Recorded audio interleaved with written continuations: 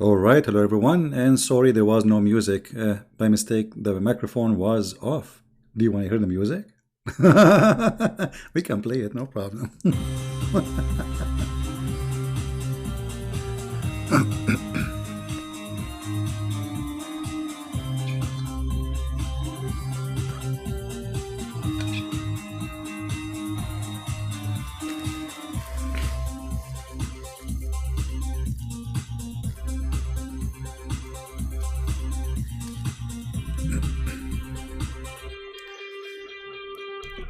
All right, with the music, without the music, Allah, He can do nothing about it, and He cannot answer us.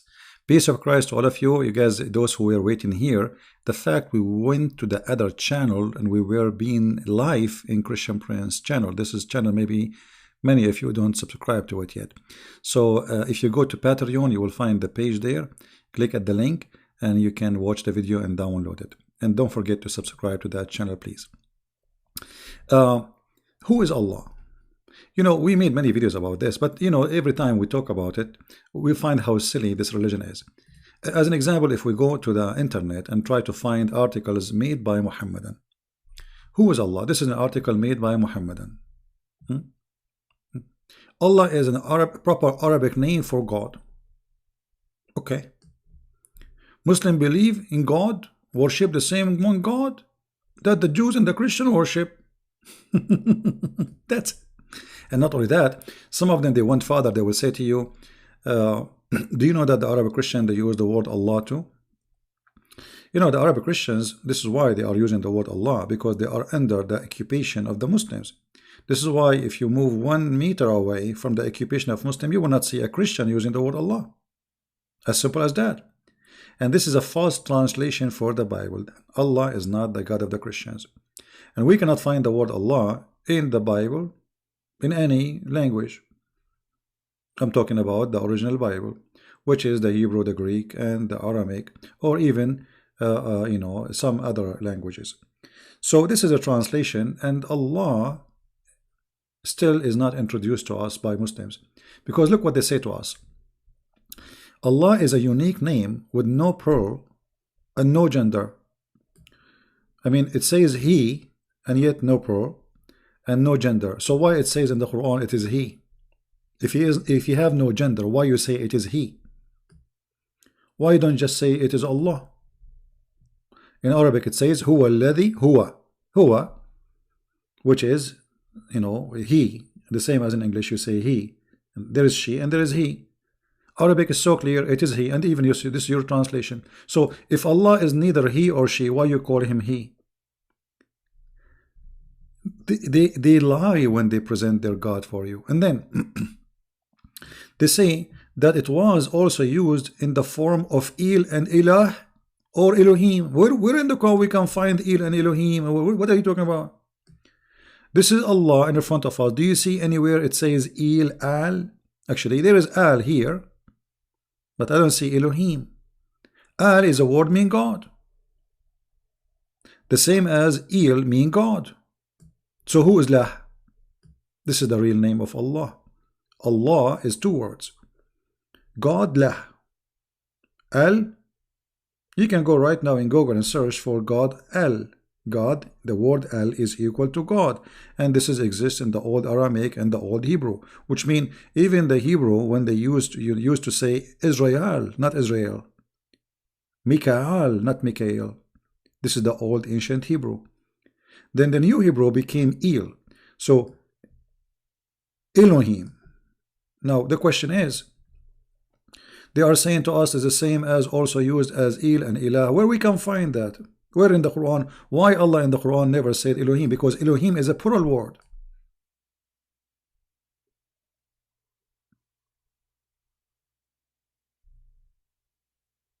Where in the Quran? Why the Quran never mentioned the word? As long you are saying it's mentioned by David and Moses and Jesus, okay, that's wonderful.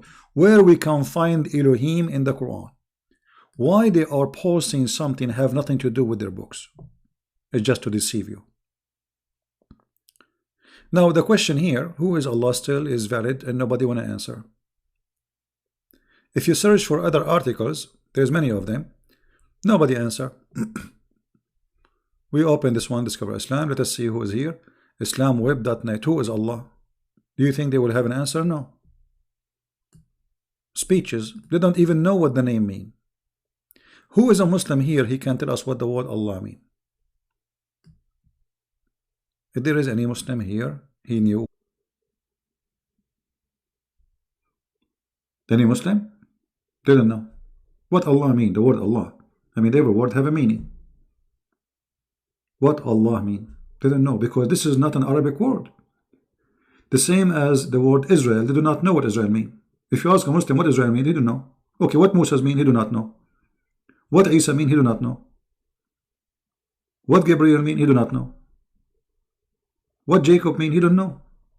So what do you know? All the names they have in their cult is a theft, including the name of their God.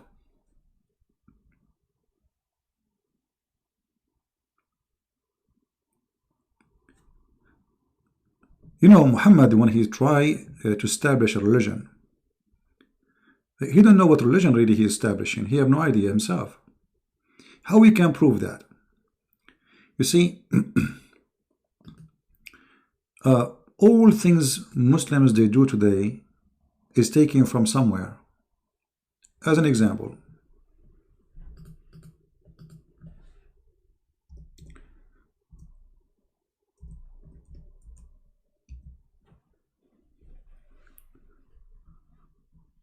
Muhammad, he used to fast a day, it's called the day of Ashura. Okay. What is Ashura? Any Muslim can tell me what this is Ashura is?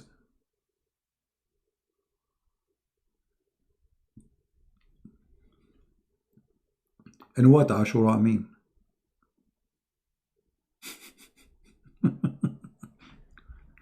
What Ashura mean? Do you even know? Or you don't know? I mean, what kind of religion is religion? Why Muhammad he did fast Ashura? Who is a Muslim? Want to tell us? If there is any Muhammadan here, want to volunteer and tell us what this Ashura is? What this occasion here? Why your prophet is fasting this day? Anyone knows?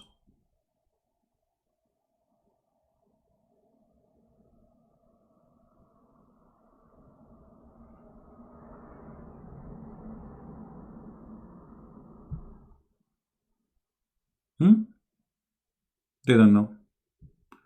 There is something wrong in okay, I don't know, my page. Let me refresh my page here. Okay, you see there is something wrong in my YouTube. For some reason, it was showing me very different numbers. Look at this.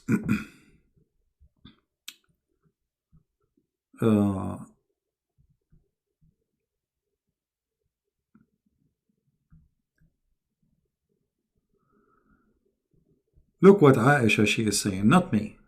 Not me. This is not a Christian prince saying that. Okay, you want to go after Aisha, because they will bite me immediately.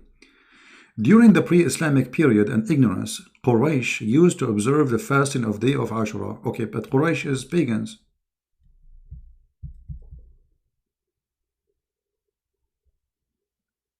Why Muhammad is observing the day of the pagans?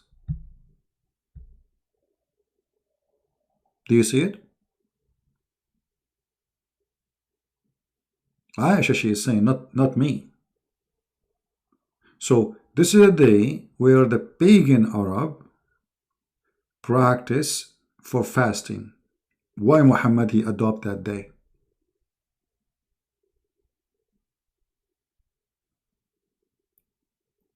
Here it says, but when he came to the Medina, he fasted on that day and ordered the Muslim to fast it. Then Ramadan revealed.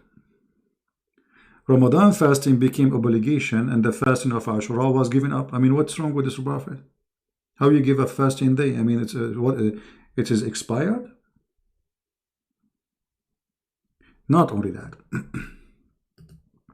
Muhammad, he claimed that the one who fasts Ashura is going to erase the sin of 1 year.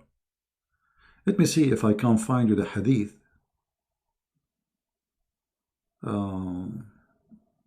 Here we go. Read carefully. And this is Sahih hadith. This is Jami' al-Tirmidhi. It says here, Sahih, hadith number 752. The Prophet said, fast the day of Ashura, for indeed I anticipate that Allah will forgive the sin of the year before it. Man, this is very powerful day.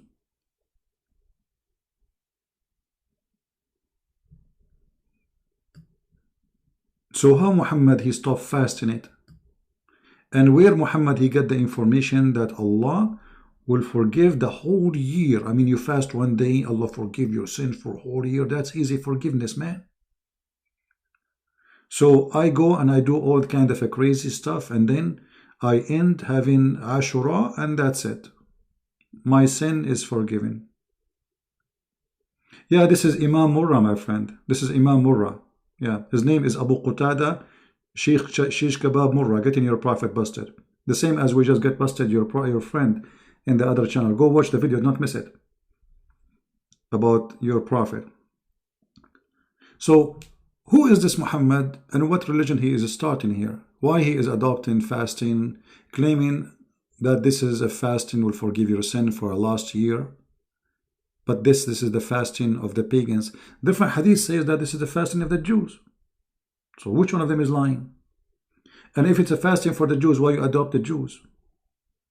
And how you confirm that this is a true fasting of the Jews? What if the Jews are if the Jews are lost?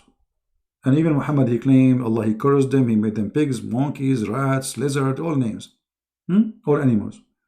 So why Muhammad adopt something the Jews are adopting? Do we have any Muslim have an answer? How fasting a day can erase a sin of a year? Where Muhammad get this from?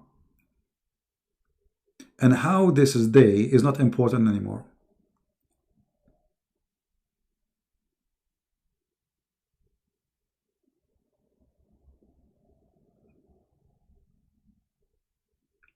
My friend, El is not the name of the God of the Christians. El is a word mean God. So you are mistaken. So in the one who is saying the Canadian, yeah, El is a word used by Aramaic. All those languages are born out of the Aramaic. So El is a word mean God. Doesn't matter which God. However, in the Bible is used. And when the Bible speaks about God, obviously this is the God of the Bible, not any God. Alright, so when you say Elohim, you are talking about the God of the Bible. Especially the name is mentioned in the Bible. Now, it's just a word. There is no name in the Bible for God. Like when Moses asked God, what is your name? What I will tell my people? He said to him, say, I am Yahweh, I am who I am. That's not a name. That is just, it appears like a name, you know. This is how you call me, this is my name. But what is the name? I am. There's no really a name.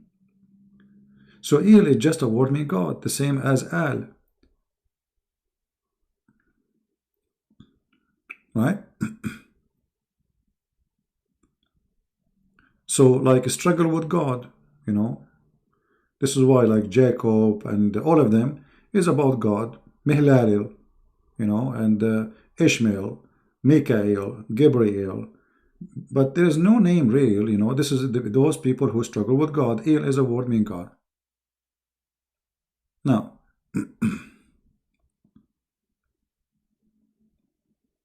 any Muslim will tell us why Muhammad is fasting Ashura and why he gave up Ashura? How a day can erase the sin of a year we can ignore? What happened?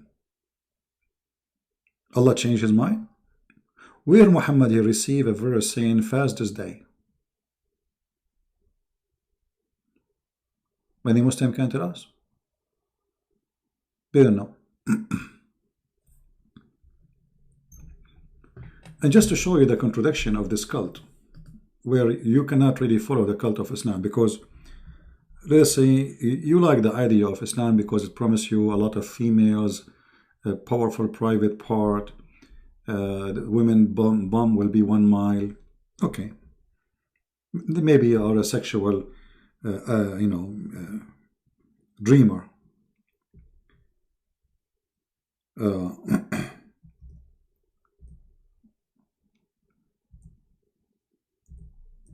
If we read the hadith,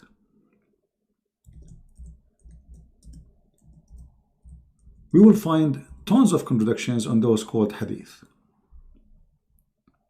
We just showed you that Ashura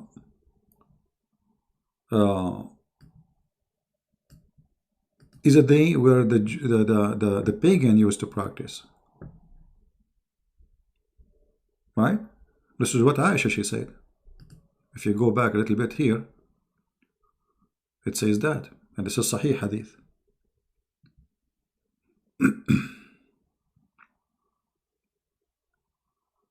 In different Hadith, it says that this is a day for the Jews. This is the day where Moses, he passed the sea.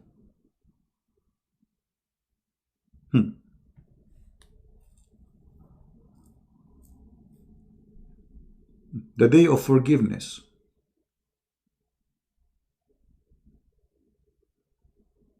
How Muhammad he adopted this day? Any Muslim knows?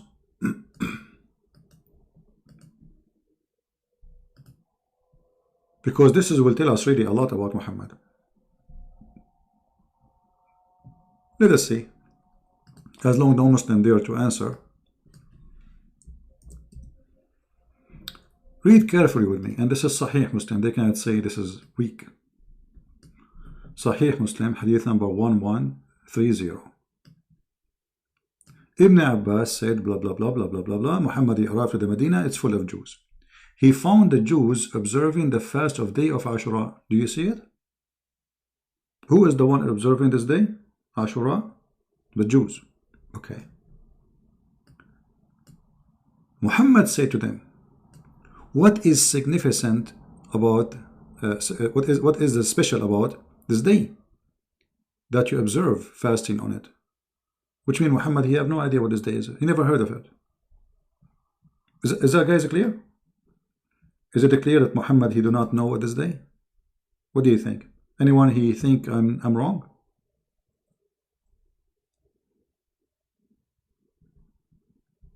Am I heard?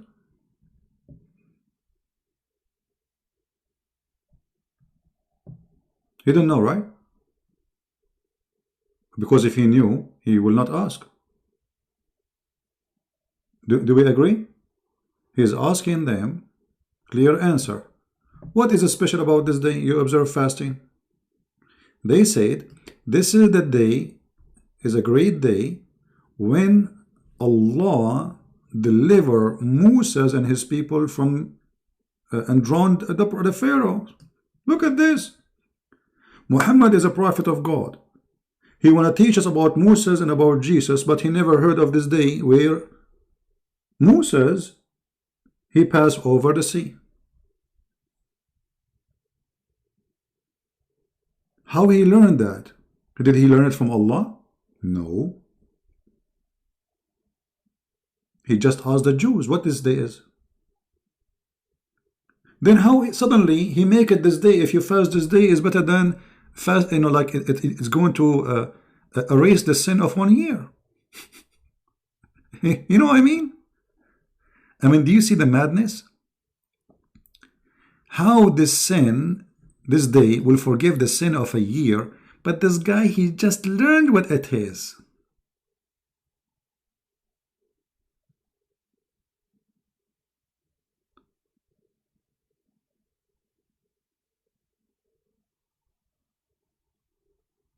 Do you see how we got this funny, filthy, liar, cult leader busted?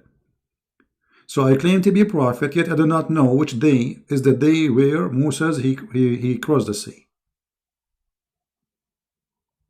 I claim to be a prophet, but it's not my God who tell me what this day they are fasting. It is a Jew. I walk by the Jews, I say, what this day?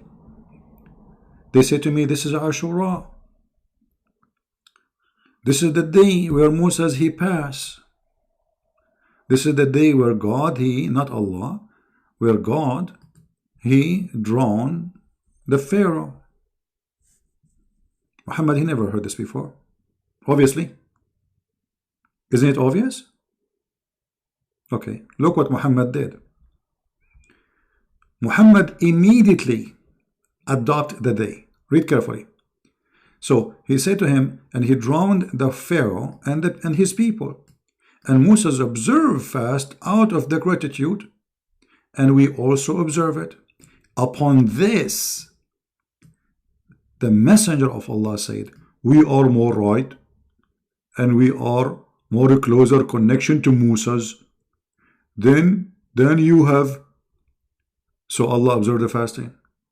Look at this idiot. Well, what if this guy who told you that is lying to you? Isn't it the Jews are bad? The Quran says they are bad, they are liars. The most who hate the Muslims are Jews. The Jews are corrupt. I mean, this is the Quran saying that. How you take a Jew just told you something and you make it religion? Because now Muhammad, he just added something he heard from a Jew into his religion without investigation. And as you see, he have no idea what this day is. So imagine a Muslim, he called me. He said to me, I'm fasting today. I say, oh, why you are fasting? He said, Ramadan. I say, what is Ramadan? He said, Ramadan was the day where Moses, he served from Pharaoh. I said to him, oh, okay. You know what? We are more close to Moses than you. I will fast this day. What is this garbage is? But Muhammad, he is trying to establish a religion. He don't know what to do. They fast, he need to fast too. His people need to fast. So he need to give them something. Hey guys, we have the day to fast. And then he come with the idea that if you fast this day, Allah will forgive your sin for the whole past year, which is stupid. And it doesn't make sense.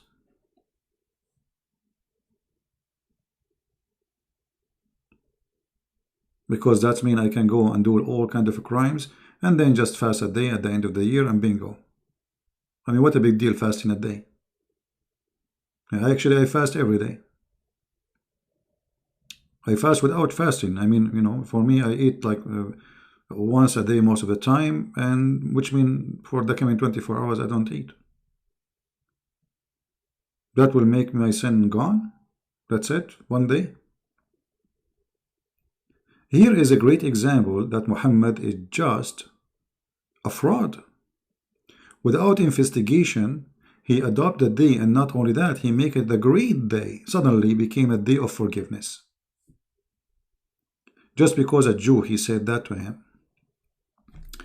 If you go in different hadith, you will see Muhammad, the Jews, they got him busted that he is copying them. So look what he said. The Jews, they start saying, this guy, whatever we do, he tried to do the same. Once Muhammad, he was leading a prayer in a funeral for somebody, one Muslim maybe, because Muhammad, he prayed only on Muslims. The Messenger of Allah used to stand up for a funeral until the corpse was placed in the grave. Read carefully, guys. A learned Jew.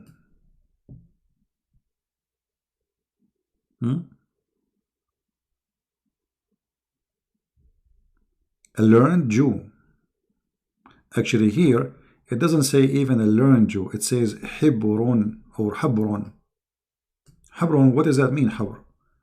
He is like a big scholar of the Jew. Like Hacham, you know? Not just a rabbi. Like a bishop. So, a bishop of the Jews, if we can say the word, he walked by and he said to Muhammad, this is how we do it. What? This is how we do it. The Prophet immediately, he said, sit down, sit down, sit down, sit down, act differently. Like, what the heck? Just because the guy, he said, this is how we do it, you change the way you pray? What happened?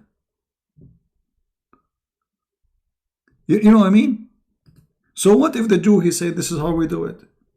But because he feel guilty, he is stealing from them. So if when Muhammad was praying standing, is that something he learned from Allah, or this is he himself making up, or he's copying somebody? Obviously it cannot be from his God, because if it's from his God, there is no way he can change it. And he say act differently. I mean, what act differently? You change the way you pray just because a Jew walk by and say this is how we do it? How stupid this action is.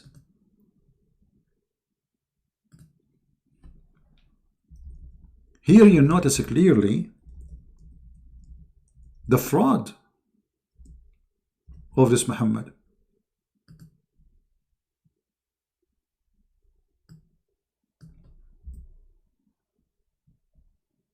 Literally a fraud. How you change the prayer? I mean, are you authorized even to change the prayer? Isn't it this is from God? You are just a prophet. Who are you? A prophet of God, he cannot really change the prayer. You know, he have to confirm. He have to receive a message from his God, you know, saying to him, okay, change it. Okay, but first of all, why he told him to do it this way? Actually, there's a music fit with this hadith, but I cannot find it. Let me see.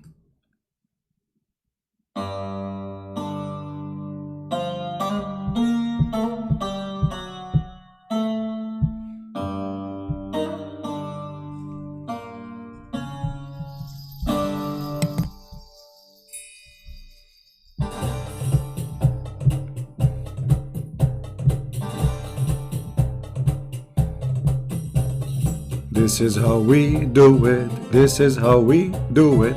This is how we do it. This is how we do it.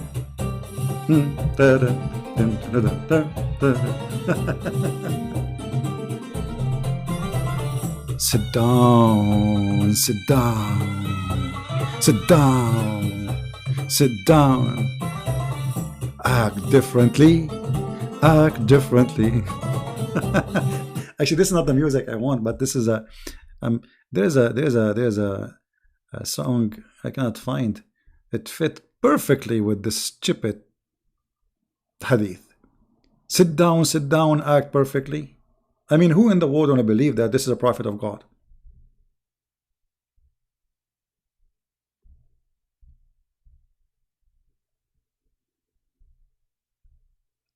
And how and who is authorizing this man to change the way the prayer is?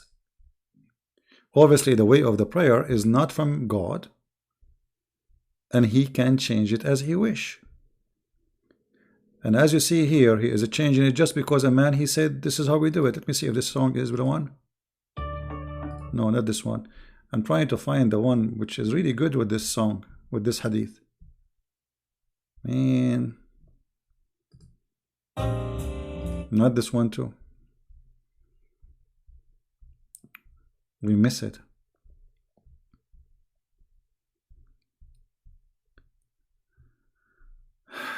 Oh boy. No. I cannot find it, sorry. Do we have any Muslim have any comment about this? Who gave the authority to Muhammad to change the prayer from standing to sitting? How fast it is to change the way you pray as a Muslim just because a Jew, he said this is how we do it? What if Muhammad was walking by, sorry, a Jewish was walking by and Muhammad eating using his mouth, and the Jew, he said to him, this is how we do it. Muhammad, he will eat from his nose? Not only that, he says, act differently from them. Did you see it? Not only he said sit down, and act differently. They see us. They are looking at us. We should act differently. Because if we act the same, we got busted. look what Hamza is saying, guys. Look what Hamza is saying to us. Mr. Hamza is saying the Prophet was inspired. Muhammad never inspired. There's nothing is called inspiration in Islam. Your Prophet here received messages from Allah through the angel Jibreel. What do you mean inspired? Show me where Muhammad inspired. How Muhammad inspired? Not a single verse your Prophet here received from Allah except by Jibreel.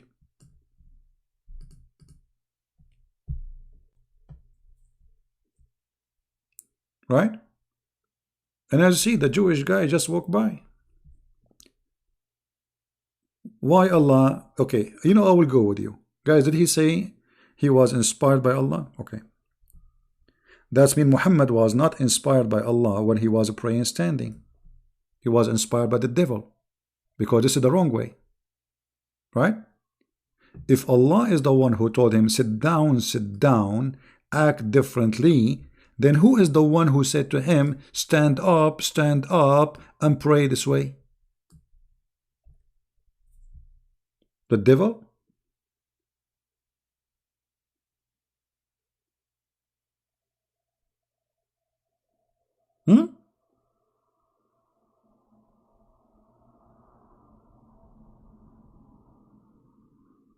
Are you there, my friend?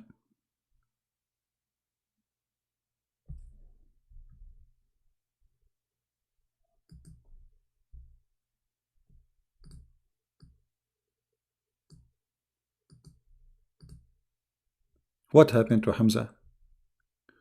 16 says the Prophet was inspired. That will be funny, because that's mean the whole Quran is a shish kebab. Because if the Quran saying Muhammad was inspired, and that's mean there is no Jibreel. I understand what you are saying. I understand the Quran says yuha, right? Wahi. But we know what wahi is. Wahi is a delivery by Jibreel, and which means Allah here used the wrong Arabic word. Because wahi is inspiration, and there is no need for Jibreel. But Muhammad never received inspiration, he received delivery. Which means the Quran, again, proven to itself to us to be stupid. Because how you say that Muhammad, all the Quran received it by delivery, and then you use the word wahi, which means inspiration. And you are right, the word wahi means inspiration.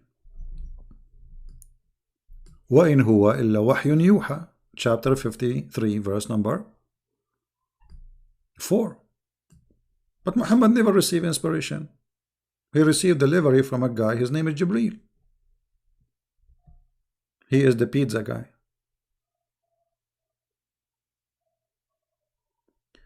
Muslim, they say Muhammad and Moses are alike. I will tell you why. I will give you an example. Muhammad, he have a great testicles and a penis. Okay? Muhammad, he have a great testicles. We just showed you the hadith, if you remember. I don't know how many of you watched the video, by the way. I just made a video 15 minutes ago. You can go to Patreon and click at the link, and you can see it. If you remember that there is a hadith where the Jews accuse Moses that he have a problem with his penis and his testicles.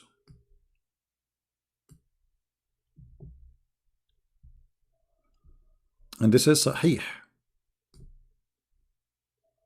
Alright? So according to Muhammad, this is Muhammad's story, Moses was afraid to expose his private part. This guy is like Christian Prince, he don't want to expose his private part. Coward me. Moses, you don't want to expose your private part? Like, is it supposed that prophet of God expose their private part? Go between the people? They will quote for you from the Old Testament, there is a prophet who was naked in the desert. He's in the desert, there's nobody there. But this is a man, he lived between his people, he's a leader. Why he need to expose his private part? Because he had been suffering from scortal herina. What? So one day he took a bath in the water and he placed his garment upon a stone. Who's telling the story? This is coming from Muhammad. You know? The Muslim, they will say, Sabi, It doesn't say Muhammad CP. It says Abu Hurairah CP. Okay, Abu Hurairah, he got it from where? The stone began to move on quickly. If. The stone now is acting as a thief, stealing the clothes and the underwear of Prophet Moses. Then he followed it, and he struck it with the help of a stone, saying, "Oh stone, oh my garment, oh my wallet, oh my cell phone." See what? Don't ever let your clothing or wallet or in a rock next to the beach. So he chased the stone, and he was screaming, saying, "Oh stone, oh my wallet, oh my garment." And then until he stopped near a big gathering of the children of Israel. And this is how they saw that his balls and his penis are very healthy. Actually, in different hadith it says this. Look at this.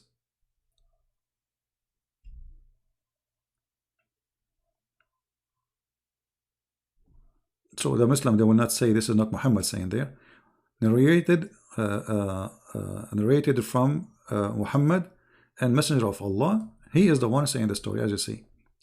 So he keep running after the stone. My clothes, stone, oh stone, my clothes. He's running now after the stone is naked.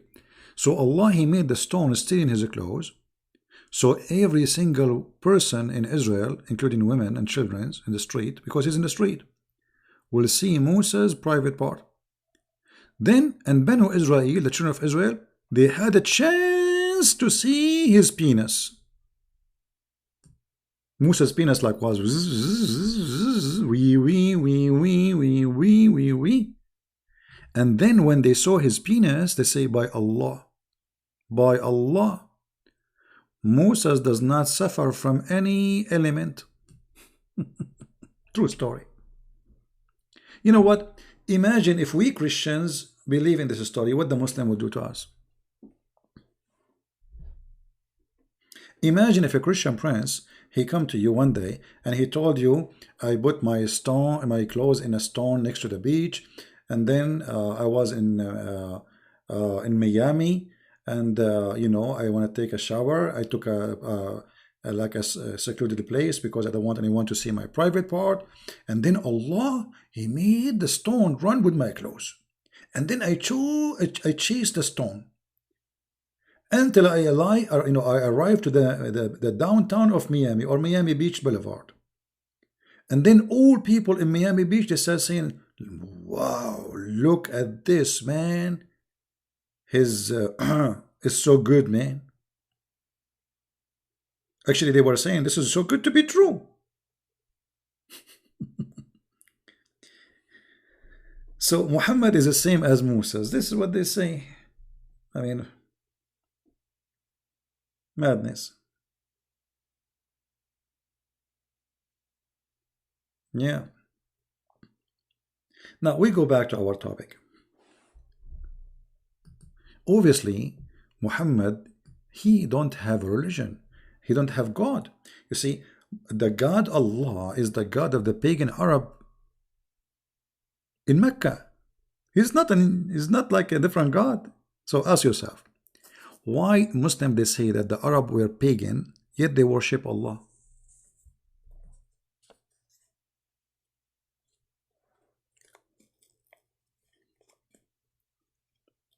Why we have almost 600 people, guys? Come on, if you are a Muslim, invite your 4 wives and 70 kids. Osama bin Laden, he have what? 45 something brothers. If we ask Zakir Naik about this story, why Allah, he did not tell Muhammad about the fasting of Ashura? He learned it from the Jews. Zakir Naik, he will say to you, Christian Prince, first of all, the Prophet, he have all the information. But he came to the Jews and he challenged them and he was questioning them. It was like a quiz. You know, you go to the school, they give you a quiz, A, B, C. So the Prophet said to them, quiz number 1. What is this day? This is what the quiz. He said to them, read carefully. What is special about this day? This this was a quiz, brother. He knew, but he's asking them to see if they are studying very well. Okay, Zakir Naik, but he is asking them if they knew. They are fasting already that day. I mean, hello? Exactly. And you are stupid. They are fasting that day, but maybe they do not know why they are fasting. So they are driving, but they do not know what they are driving. Okay. That makes a lot of sense, Dr. Zakir Naik. And on top of that, the Prophet, he said to them, what is significant about that day? Which means he knew it is significant. If. I never, you know what, Zakir Naik, I never thought about this before. He knew already that it's significant at that day. Exactly. Do you see it said, he said to them what is significant? That means he knew it's significant. That is top intelligence. And tell us more. And if you read with me, it said, in this day, Moses, he overcome the Pharaoh, and Pharaoh was a drone. So it was a drone day. It was a drone day.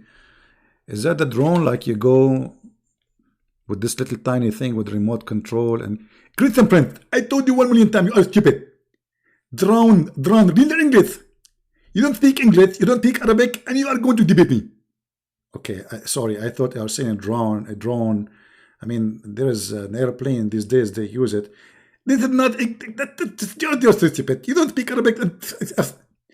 Okay, so now Prophet Muhammad, sorry, he was examining the knowledge of the Jews. But why he did not observe that day before he made this quiz? I will tell you. Because the Prophet, he was going to confirm that this is the day, and he was not sure. So he is not sure about the date, but not about the incident. Your Prophet, he knew about it, but he did not know what the date. I never thought about this. So how he can confirm the date? I mean, is a Jew. Don't the Jews, they lie according to Islam? Exactly. And the Jews are big fat liars. So how the Prophet, he accept a Jew statement to choose the day? Maybe this is the wrong day. Christian Prince, first of all, the Prophet, he was asking a good Jew, not a bad Jew. Okay, how you know he is a good Jew? He just went in the city and he saw the people, they are fasting. How he learned that this is a good Jew? I will tell you. A good Jew, when he is answering, he takes his head. As an example, I'm from India, and I'm talking to you now. And look at me. Do you see how truthful I am? Okay. So if he shake his head, that means he's truthful. If he don't shake his head, that means he is a liar. Exactly. And the Prophet was observing that. And actually, if you read in the text, it says, Moses observed fast. And the Prophet was observing what Moses observed. Oh boy. That's a lot of observation here. So just he walked by, and a Jewish guy, he said to him, this is the day where Moses was fasting and we fasted. As simple as that. Huh? So if Muhammad walked by and Christian Prince, he was there, and Christian Prince, he was a Jew. And Christian Prince, he was drinking Black Label. And the Prophet, he said to him, why you drink Black Label? Christian Prince, he said to him, because Moses in this day, he drink a Black Label. Moses observe it. Muhammad, he will just observe it blindly? Shouldn't he investigate such a day? And how in the world, Muhammad, he come with an idea that this day will forgive your sin for a year, the past year? Obviously, this person is a fraud. He just copying people around him trying to establish a religion. The same, he copied the word Allah from the Arab before him. If you go in the Hadith, you will see this.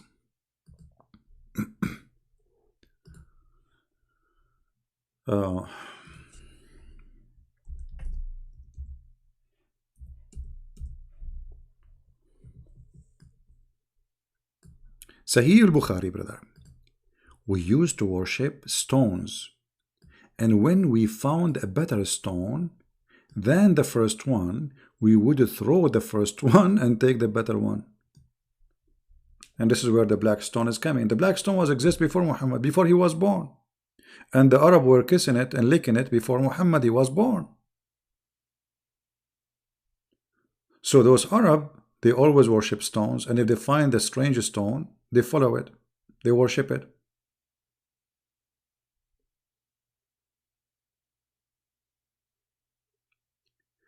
If you remember, once I have a chat with a Muslim website, I think it's called Convert to Islam something. If you remember, I posted on YouTube. I asked them, I have a question please about the Prophet. Why he kissed the black stone?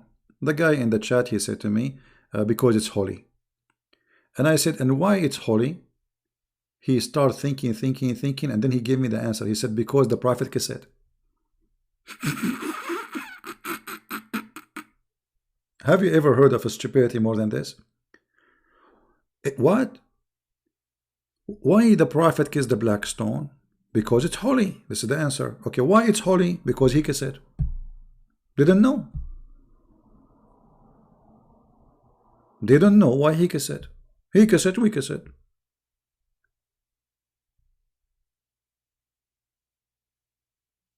The same as the Jew, as Muhammad, he said, he saw the Jews fasting the day he fasted. He saw the Arab kissing the stone, he kissed it.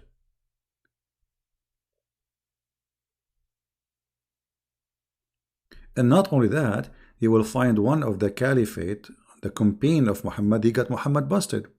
He said after Muhammad's death,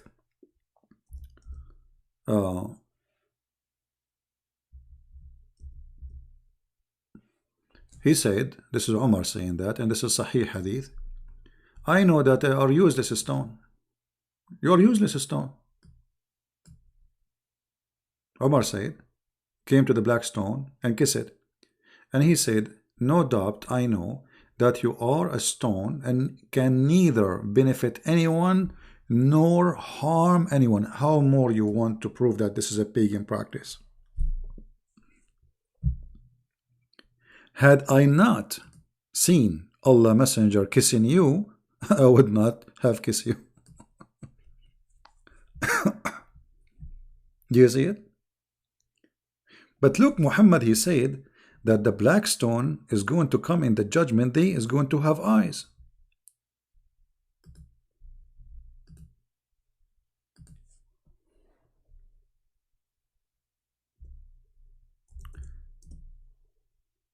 Let us see if we can find the hadith in English.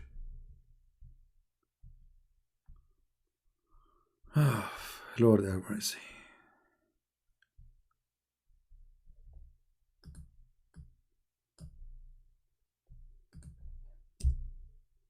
Look at this.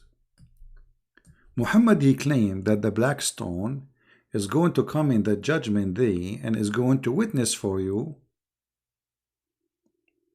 and is going to have 2 eyes and a tongue. Do you see it? Now before I did, use my skills, I'm a multi-task person, but yet my English is bad and my Arabic is bad. What I can do, I mean, the Muslims always, they are right.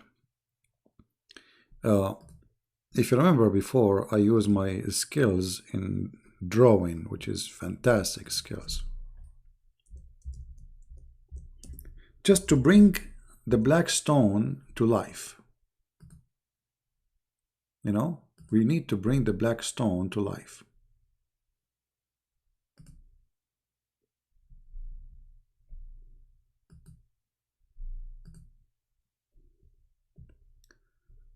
So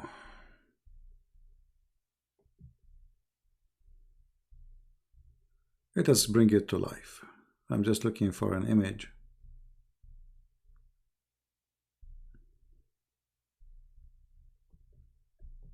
All right.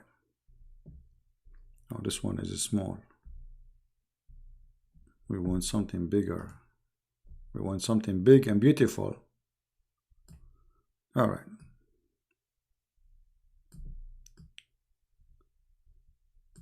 So according to Muhammad, the prophet of the Muhammadan, who is very powerful in bed and sex. He have the power of 30 and 40 men, who his private part never sleep, as they say, which is proving that he's a prophet. This stone is going to have 2 eyes and mouth and tongue. So this stone is going to be like this.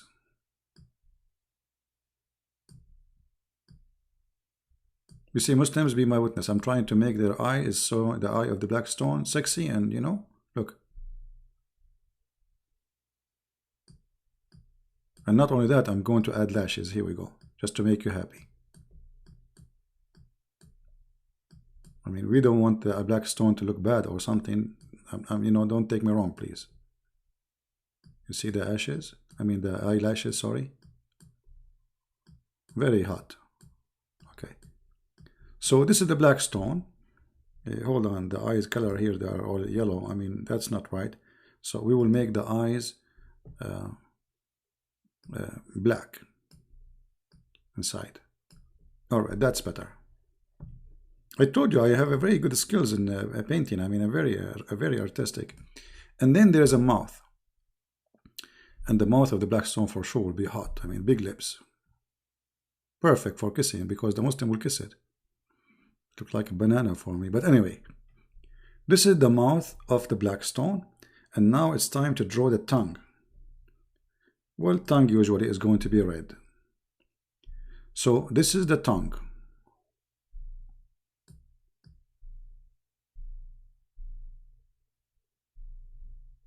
Of the black stone. Very hot and very beautiful. And I mean, there is no way, if you see the black stone after this, you will not feel like you want to kiss it and lick it. All right. You know what? I want to convert to Islam. After seeing this, the Prophet must be telling the truth, that the black stone in the judgment day is going to have eyes, is going to have a mouth, is going to have a tongue, and is going to talk. But hold on, didn't Omar, he just said that I know that you are useless and harmless and there's no benefit from you? And Muhammad saying no, there is a use, is going to witness for us in the judgment day. So one of them is lying. Which one of them? And by the way, this picture is not for sale.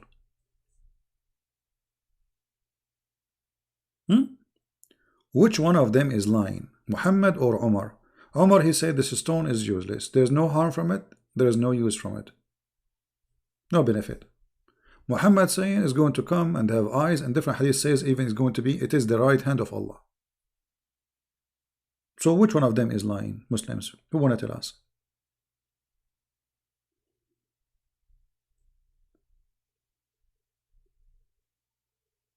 Okay, I'm going to make a drawing, and the winner, he will get this picture. Okay. What a crazy cult. And the funny, they call us pagans. The funny that Muhammad they call everybody pagan. They call Christian pagan, Jewish pagans, Hindus pagans. I mean, they call everybody pagan, and they are not pagans. Yet they are kissing stones, and they believe that those stones are holy. And not only that, let me take a selfie. You know, I want to make a print of this picture, in case like the museum they contact me or something, you know, or any art gallery. Go, like smile, Blackstone. We will come back to you later, okay? Take care. Now, listen to this. The black stone, there is no stone in the black stone. Do you know that the black stone does not exist no more? There is a small, tiny stones inside. Let me show you. Look at this picture. Do you see those stones? There's no stones. The rest is the black. There is wax. This is wax. There is 7 or 8 little tiny rocks in the size of your finger, and they place them inside that wax, and the Muslims are kissing them. You believe it? Look with me. This is a stone. It's a rock. We cannot say a stone. I mean, you know, this is one here. This is one here. I think this is one here. There is, I think there is 7 or 8. I forgot really. Where is this? Where is the black stone? So if this is a stone is going to witness for, this is the stone of Allah. Why you need to do maintenance to it? Can't Allah preserve it? Allah, He sent it to you. 8 rocks. I forgot to count them before, but I forgot how many. Because the stone of my grandfather have 11 rocks, you know, different stone, because it's from different village. Muhammad is from different village. They have 7 or 8 stones. What is this? Let me show you how they do maintenance to it. There is videos you can watch. I wish I can show you the YouTube videos, but you know there is copyright over them. Let us see. I will look for maintenance.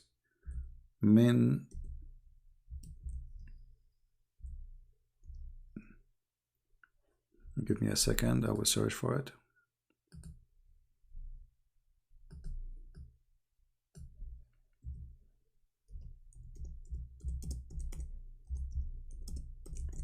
And this is additional proof that Muhammad is a fraud. Here we go. We found them. Do you see how they are burning the wax? Do you see how the smoke coming? This is the black stone, and they are adding wax because when people touch it, the wax will come out. So they have to keep adding wax in order to keep those. Look at this here is more clear. Do you see the stone? Do you see how the real color of the wax is? The stones are black. The wax is kind of dirty brown. Do you see it? This is wax. There's no stone.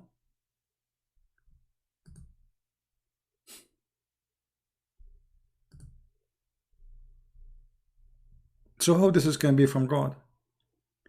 Just want to show you one thing will bring the end of Muhammad and his cult.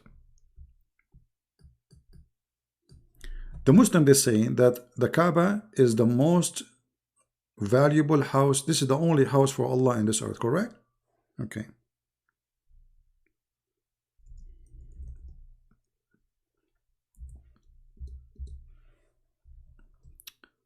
Look with me. The house of Allah is flooded by the sewage. In Mecca and Medina, there is no sewage. Always through history, there is no sewage. They have a septic hole, you know. I mean, there is a hole beside the house where all your dirt and poop go there. And actually, this is the case for most of Saudi Arabia. So when a rain comes, it's going to take whatever there, whatever in the houses. All the poop will come out, the rain, the dirt, the mud. All of it goes and cover the Kaaba. Look at this. Okay, question. The Muslim, they say that the house of Allah location is chosen by Allah. I mean, don't you see that your God Allah is stupid? He could not find better place than a flooding place. I mean, I choose my house in a place where it's going to be flooded and all the poop will come to it. I am God. And not only that, let us say Allah maybe He did not notice there is a flood there. Can't Allah He raise the land? He can say, raise up, go up, go up.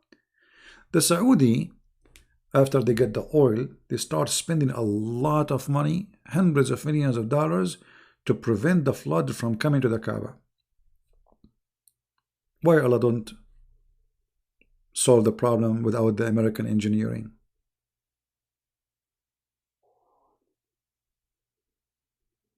When you think it's going to happen, it's happening always. You see the flood of the Kaaba, it used to happen every year, but maybe now, I don't know, there's no pictures of the Kaaba, but as you see, there's tons of pictures, you know. This is not very old. I mean, this one is not very old. So it was happening all the time, because you can tell the age of the thing. You see, when you see those, the building, those are new. You see the building around the Kaaba? The old Kaaba was totally different, you know. Like this is an old picture from the old Kaaba. You can tell the difference. Let us see this one here. Let me look for the old Kaaba. Hold on.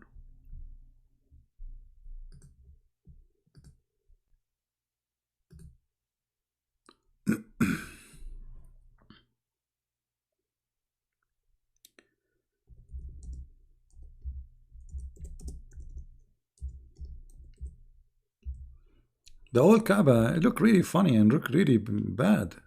Let me find you some pictures. There we go. This is the old Kaaba. Look at this. Look what we have today, marble. And look, this is the Kaaba.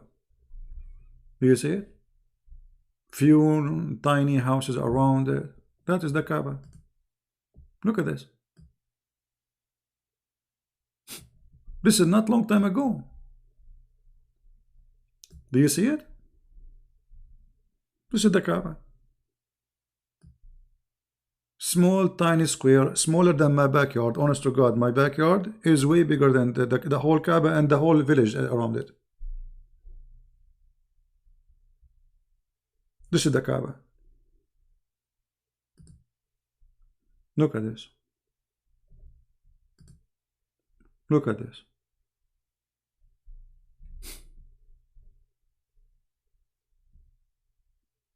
And then the money come. And then they start building. You know, the oil. Otherwise, the Kaaba was was ignored by the Muslims. I mean, why the Kaaba was looking like this all this time? Because this is an image taken by a camera. You know what I mean? So, like, I don't know when the cameras start to be existed, but it's taken by a camera. So you can imagine how old it is. So until the camera come, this is how the Kaaba look like. While the Caliphate, when they occupy Spain, they have the most fancy palaces, fountains, marble. You know, the Caliphate in Damascus, they have the most fancy palaces.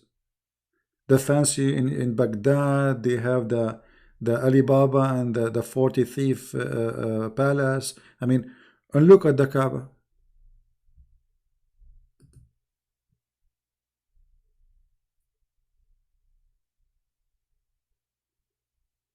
Now they have marble. They have even the air conditioning have like a mist air conditioning. I mean, if you go right now to the Kaaba, you will not believe this is the same Kaaba. What is inside the coop? There is nothing. It's a room. And actually, the Kaaba used to be without a roof. If you have my book, you will see the reference that the Kaaba used to have no roof. And the reason they install a roof for it, you know, the Arab, they used to be in competition. There is 26 Kaaba in the Arabian Peninsula. And every town have their own Kaaba. It's the same, you know, it's a marketplace. It's like a bazaar. They buy, they sell there, and worship in the same time. So at night, the one who don't like your Kaaba, they want to bring customers to their Kaaba. They come at night and they throw garbage from the top of the roof, from the top of the wall. This is why they keep making the wall higher and higher and higher, and then at the end they decide to install a roof.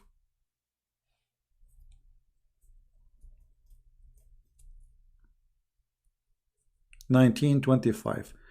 George is saying that this picture is taken 1925. I don't know where he get this from, but maybe this is the correct number. So 1925, this is not long time ago. I mean, let us say less than 100 years ago. Where is the money of the Muslims? Why the Muslims were building palaces everywhere, their kings, the caliphate, and the Kaaba was like this?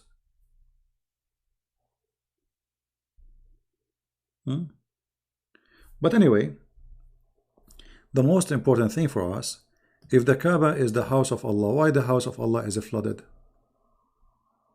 Do Allah have insurance? I hope so. Hey Allah, did you buy insurance? Because your house is flooded. And the flood happened always over. Look at this picture here. This is the Kaaba after, like, it's getting advanced. Look at this. market, bazaar around it. You see the bazaar? This is market, stores. And there is a fence, like a fence you use for a dog or something. I don't know if you can see it. And people go around and look, the Kaaba is empty. Why there's no people? Nobody. Look.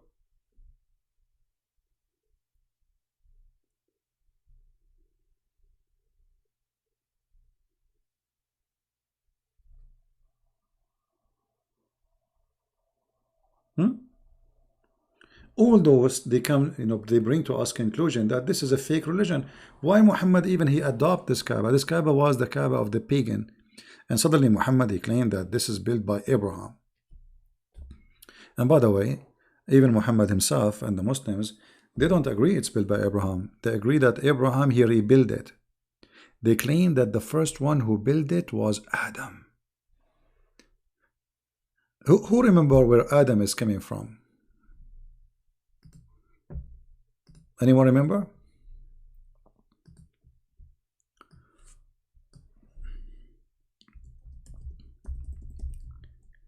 According to Muslims,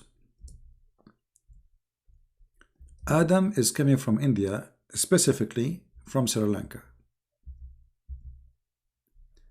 And this is the footprint of Adam. But as you see, this is a temple for the Buddhas. And the Muslims, they are fighting over it. They want to take it because this is for Prophet Adam. But the Buddhas don't believe in Adam. Who is Adam? What Adam? This is a Buddha temple. So they believe that Adam was sent down to India, specifically Sri Lanka. And then Allah, he told Adam to go and do Hajj to Mecca. Now hold on. You know what? I want to go with this stupid claim. Just give me a second. I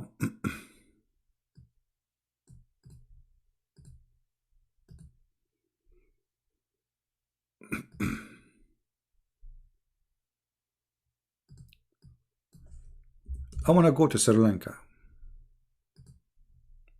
All right. Forgive my ignorance. I'm not so good in geography, so I need to see the map. All right. By the way, if you don't believe me, you can search right now, and you will see the Muslims in their websites. They are agreeing that Allah he sent Adam to Sri Lanka. All right. So Allah he sent Adam to Sri Lanka, and then Adam been ordered to go all the way to Mecca. All right. No problem. No problem, brother. I mean, how convincing the story. Okay, how Adam he went from Sri Lanka all the way to the mainland in India. I mean, he is the first man. This guy, remember, there's no airplane, there is no boat, there's no ship, there's nothing. He is just a naked man sent down to earth. And by the way, even they believe that Eve, she was sent down in Yemen, or some they say in Jeddah. So imagine what happened. Looked like the parachute, went wrong. One took Adam to Sri Lanka, the other one took Eve to, and how they met again, don't ask them. So Sri Lanka is an island. And in order to go here, you have to cross the ocean. I mean, it doesn't matter how small the area is. Let us say, I don't know, I'm not from that area. But as you know, I mean, I've never been there. But let us say it is 3-4 hours by boat. How Adam he crossed from here to go to, and then after he crossed all the way to India, he have to go. Look at the map, just to show you the stupidity of the story, which I find it, by the way, very important for us. So this is Sri Lanka here. Let us draw a line. Okay. From Sri Lanka, Adam he have to swim in the ocean, then he go all the way to India, then he cross in Pakistan, which is part of India at that time, and then he go to Iran, and then from Iran he have to go to Iraq, and then from Iraq he have to go to Saudi Arabia, and then in Saudi Arabia he have to go all the way to Mecca.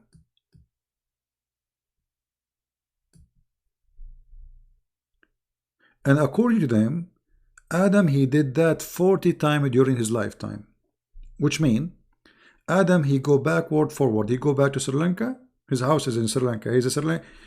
And here, by the way, you notice the roots of the Hindu religion. Because why in the world, from all religions, all locations, the Muslim, they choose Sri Lanka to be where their father is coming from? Are you getting what I'm saying? What made them think that the first man, he is an Indian? Because that make him an Indian.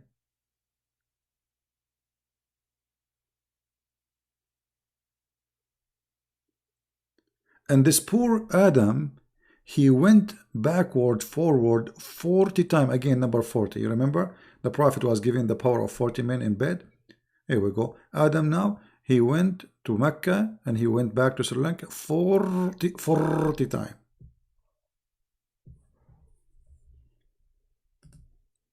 Here, we go back to the black stone.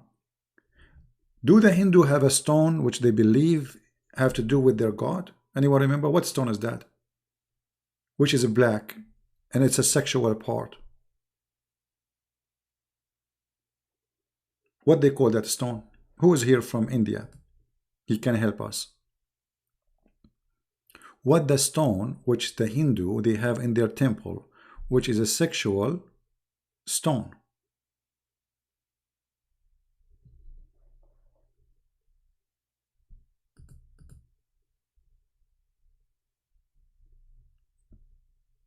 Shiva stone, lingam, whatever you call it. This is exactly what the black stone is. The black stone was made in the shape of a vagina. Did you notice? Did you ask yourself why the black stone is in the shape of a vagina? I mean, what this shape for? Where this shape is coming from? Why it's like this? I mean, even now, there's a small tiny rocks inside it, but yet they have, the frame is in the shape of a vagina.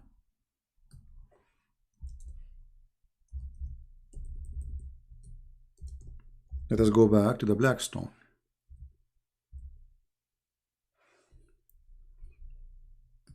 This is the black stone, as you see. Look at the shape. What is the shape is about? Why it's like that? I mean, what is this?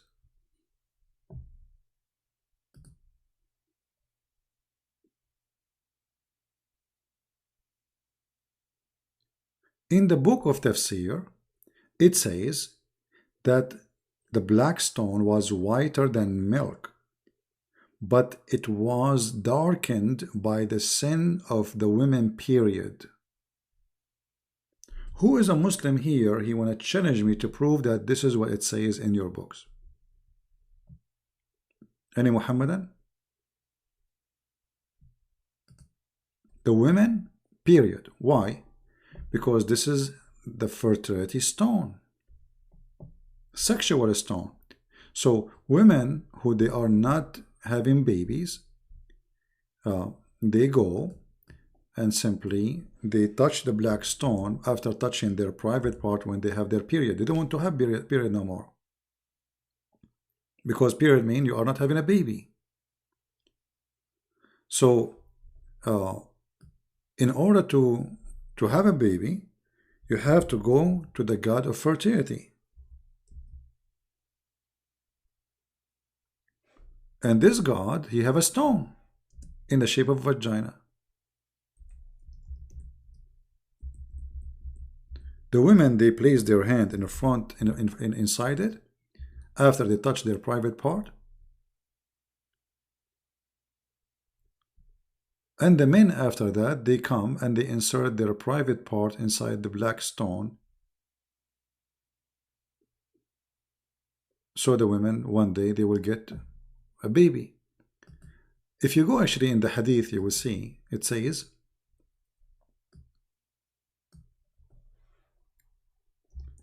that the Arab, even after Muhammad became a prophet and he controlled the Kaaba, they used to go around the Kaaba totally naked.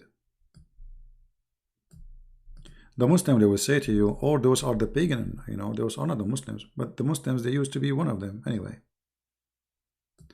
And why they are going around the Kaaba naked during the lifetime of Muhammad, and he is in control of Mecca now?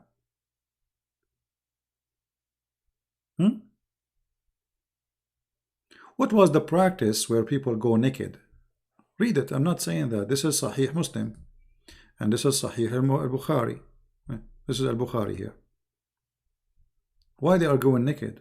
What is the religion? What is the religion required, or what kind of religion it's required? If you go inside the Kaaba, around the Kaaba, you have to be naked.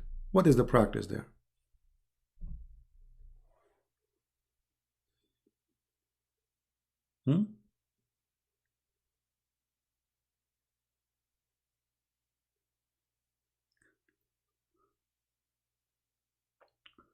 So here you see that Allah, as a God, He is a stolen name from God, who Muslim today they are trying to deny, which is the moon god. And the funny, you will see somebody, well, how the Muslim they worship the moon god, but the Quran says don't worship the moon. Well, who said the moon god is worshiping the moon? The moon god is the one in control of the moon, the God who is in control of the moon, and the sun god is the one who is in control on the sun. So each one of them, he is in control of certain element. Do you understand, guys, what I'm saying? When we say the moon god, doesn't mean that the moon is the one who is the God. The moon has a God, he is the moon god. The sun has a God, he is the sun god. The reason the Arab, they worship the moon god, because they hate the sun. The sun killed their animals, make them thirsty, extreme heat. They are living in the extreme hot desert. The moon is nice, it's kind, it's the time we sit, have fun with family, and we talk, and we make poetry, and we sing. It doesn't harm us. So there was a competition between the sun god and the moon god. Those who worship the sun god are those who live in, like a cold area, which makes sense, because simply they need sun, it's cold. And those who live in a very warm, hot area, they worship the moon god. However, the religion, they were in competition between which one to worship, the sun god, the moon god, which means you might find somebody who live in a cold area and he is worshiping the moon god, and vice versa. And the number of those who worship this god or that god, it changed by time. So sometimes the majority became the moon god worshipper, and sometimes the sun god worshippers.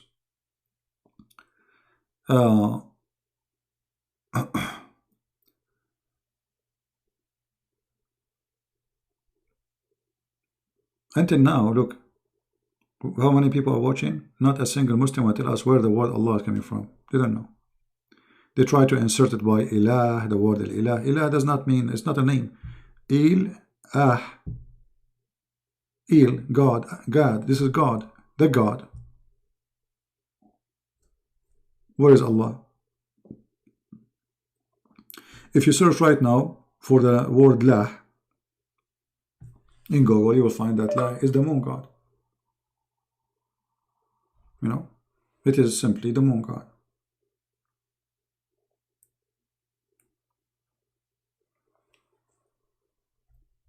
And by the way, the name is not the problem. The problem, they still observe the same religion.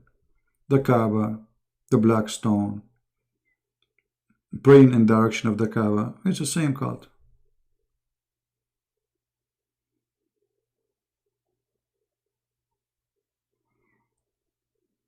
Do we have any Muslim want to say anything? Hey guys, did you watch the video which we made just an hour ago before we start? Don't forget to watch it, please, because Muslim, they made a review of my book, Sex and Allah, and they are exposing me. And I'm proud of it. I'm proud of their review, actually. Don't forget to go watch it. It's in the Christian Prince page. I don't know if the admin can post the link for you. Do we have any Muslim want to say anything? How does God function?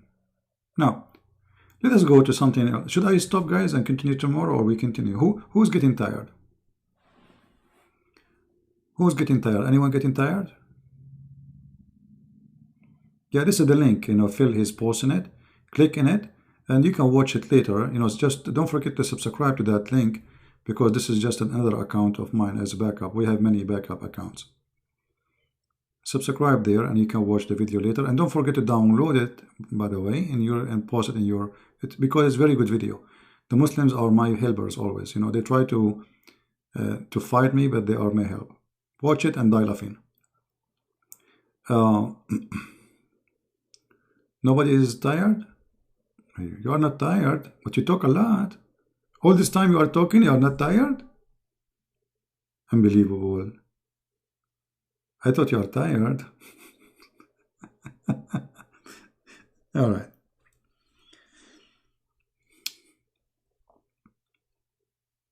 Do we have any Muslim want to say anything before we continue?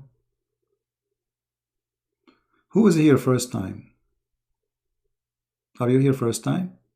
If you are here first time, I advise you to leave, because you will be addicted and you will keep coming and coming. It's not good.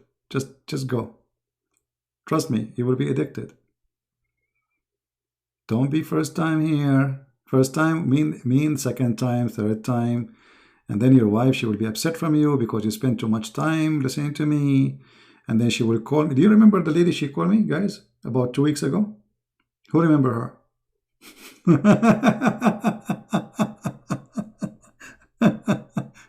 She was upset because her brother, he don't switch the channel all the day. He's listening to me, and she's asking me, please, please. So I'm just warning you. All right. So, if we try to understand who is Allah, forget about the name. What about the nature of Allah? When you debate Muslims, if you watch what it's called debate between brother David Wood, which really I admire very much, because this gentleman, he is doing his best to reach out to people, to explain to them what the cult of Islam is. In his debate with a guy, his name is Mimi Hijab, when David Wood, he said to him, Allah has parts. What Mimi Hijab, he said to him? Who said so? So Muslims, when you speak to them, you cannot learn about Islam from a Muslim. They deny in a second. Anything will be embarrassing. Anything is embarrassing to their cult, immediately they deny it. Which means when we debate Muslims, we are not really debating. It's like cornering you. It's not a debate. It is you and me playing like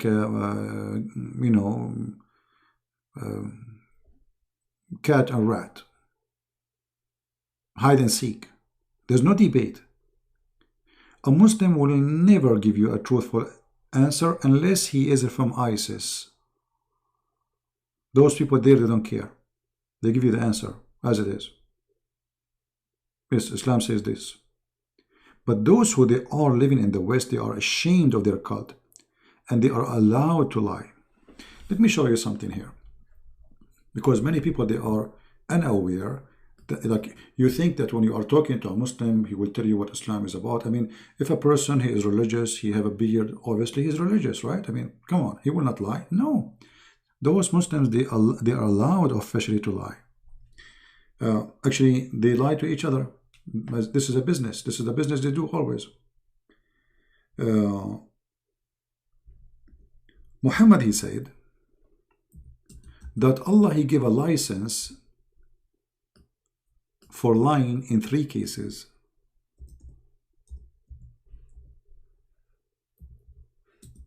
A Muslim is allowed to lie in 3 cases. What is the lies which he is allowed to do? It is not lawful to lie except in 3 cases. Something the man tell his wife to please her. So you can lie to her. Like she asks you, did you marry somebody else on the top of me? You say no. For sure, I love you. You are the only one. That is a good lie. As an example, lie during war, and Muslims believe that they are in war with us. You know? And then lying to fix problem between people. So what we learn from Muhammad is that Allah approved lying, the wife lying to his wife, the husband lying to his wife, which is awful and ugly and disgusting. Imagine you marry a man and his God saying to him, lie to her. So you have no idea if he is saying the truth or not. And he will not feel guilty. He will never feel guilty lying to you. So good luck. Go and marry a Muslim. And then lying during war. During war. The Quran says that Allah, He will pursue against us until Judgment Day. That is war. Muhammad, he said, I've been ordered to fight all mankind and kill them until there's either they say there's no God but Allah and He is a prophet, and they convert and they pay the zakat and they pray as He pray and they worship as He worship and they slaughter as He slaughter, and then and only then He will stop shedding their blood and stealing their money.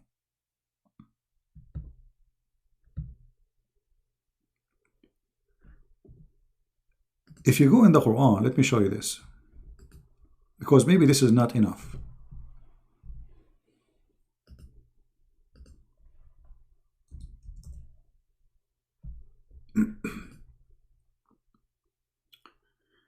Let us hope that this website is working. You know, I apologize sometime. I want to go live on air, but my upload speed is bad. You know, my internet here is really good speed, but the upload speed sometimes is horrible, which is I need. You know, I do not need 400 download speed. I need 10 gigabyte upload speed. So my download speed is so fast, but my upload speed is horrible. Okay, the website of the Kingdom of Jordan is dead. Let us see again, try again. Here we go, it's working. All right.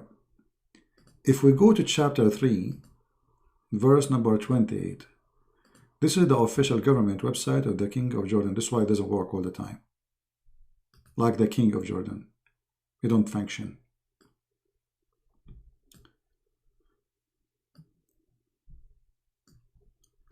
In chapter 3, verse number 28, this is called the chapter of Taqiyya.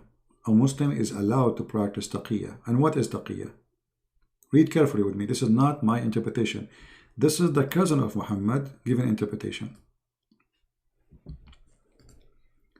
A Muslim, he is not allowed to take non-Muslims as friends. And the Quran and the Muslim call us the hypocrite. We are the hypocrites. Or the Jews or Christians as friends. So as become mighty and honorable, so a Muslim, he cannot respect really. So when a Muslim, he says, I respect you, he's just playing taqiyya. You know, lie. He's lying. He can say it, but he don't mean it. In a preference to the believer, the one who is sincere. Sincere about what? Sincere about, accepting you with honor, respecting you, or taking you as a friend. So the one who is sincere doing that, seeking might and honor by taking the hypocrites and disbelievers as a friend, he has no connection with Allah. So if a Muslim, he says to you, I respect you, I honor you, and he mean it from his heart, he is no Muslim. That's it, he's out of Islam. It's okay if he say it, but he don't mean it, just to deceive you. All right? So he has no honor, read carefully, he has no honor, mercy, which means Muslim can kill him because now he is apostate, or protection. No mercy, no protection, no honor. So Muslim, they will humiliate him, kill him, rape his wife, because he is taking the Christians and the Jews as friends. And then says, taking it less, but yet, guard yourself against them. So Okay, well, I live in America, and they ask me, do you support Mujahideen or you support America? Do you, if a war happen, which side you will take? ISIS or USA? Prophet Muhammad or America? What I will say? I have to guard myself. I say, sure, USA. Save yourself from them. Taken as it were security, but it's not really about security. Saving yourself from them by speaking in a friendly way toward them while your heart is like this. Have you ever saw an evil cult more than this?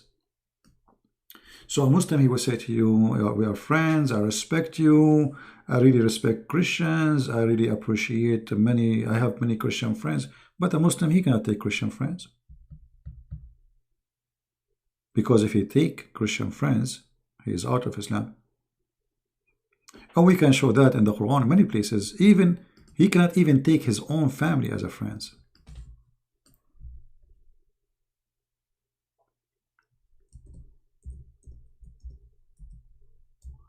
If we go here,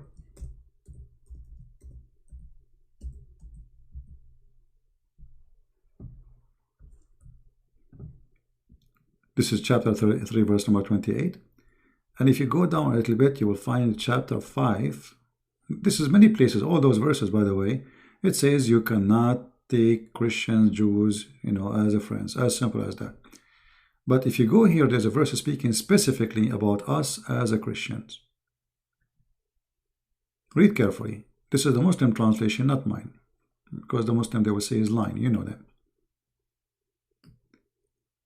O who you believe, take not the Jews and the Christians for your friends or protectors. Okay, so they cannot take you as a friend.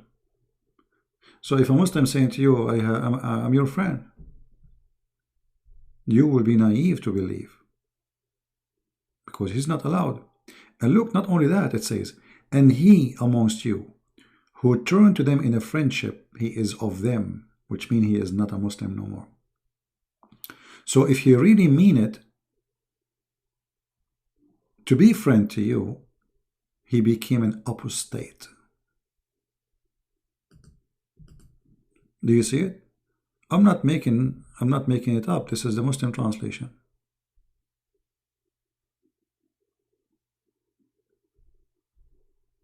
This is the Muslim translation. This is a Muslim website. It's not Christian Prince translating. Muslim say he's saying doesn't mean. Not only that, if you go to chapter 9, let us see.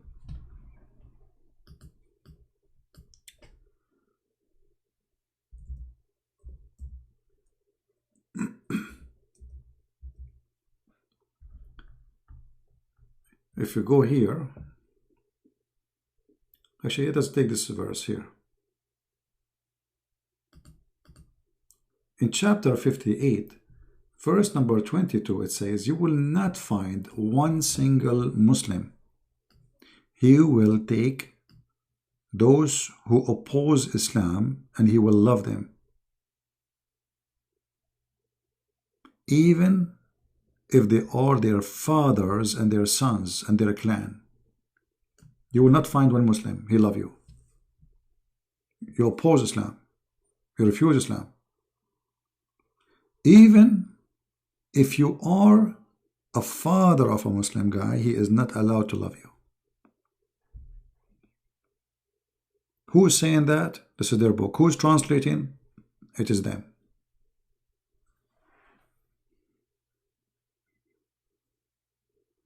So who is this God Allah?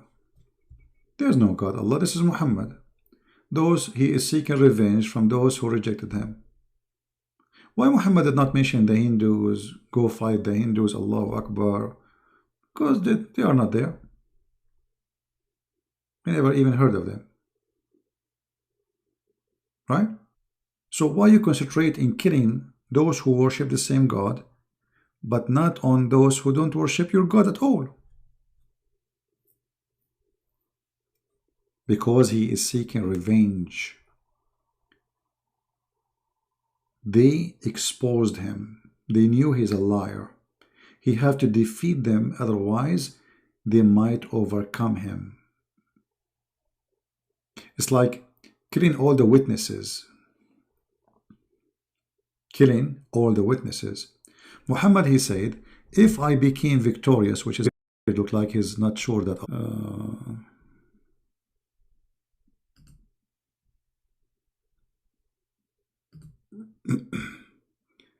we have a crash in the program.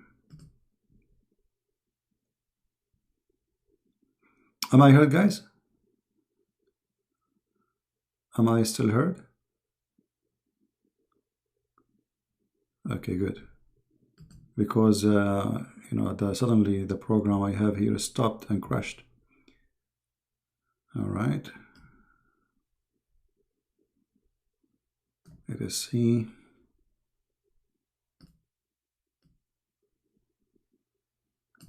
Okay. I will cleanse the Arabian Peninsula from the Christians and the Jews. Why? Simply let us kill all the witnesses. All the witnesses who they expose me. Read it. And the funny they say, there is a Abdul in the speaker corner. He said the Christian prince is terrorist. He support the crusade. Well, did you ask yourself what the crusade is? The crusade, you attacked us. The crusade attacked back. So look at this. They attack you and then they play victim. For 600 years after Christ, there is no crusade. No crusade. You attacked us, you took our cities, you took Jerusalem, you took our churches, and you forced jizya on the Christians. And when we do crusade, we are terrorists. But you doing jihad, taking our land, it's okay. They call it opening. You see the hypocrisy? Muhammad cleansing the Jews and the Arabian and the Christians from the Arabian Peninsula is not a crime.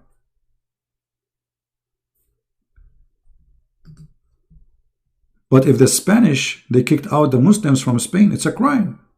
It's a genocide. They are evil. You see? So this religion, this cult, they play victim all the time. Islamophobia, what Islamophobia? They want to play victim. Because now they are in a weak stand. So they play victim so they can earn support from the stupid ones who they think really are victims. The fact we are the victims. How many articles are written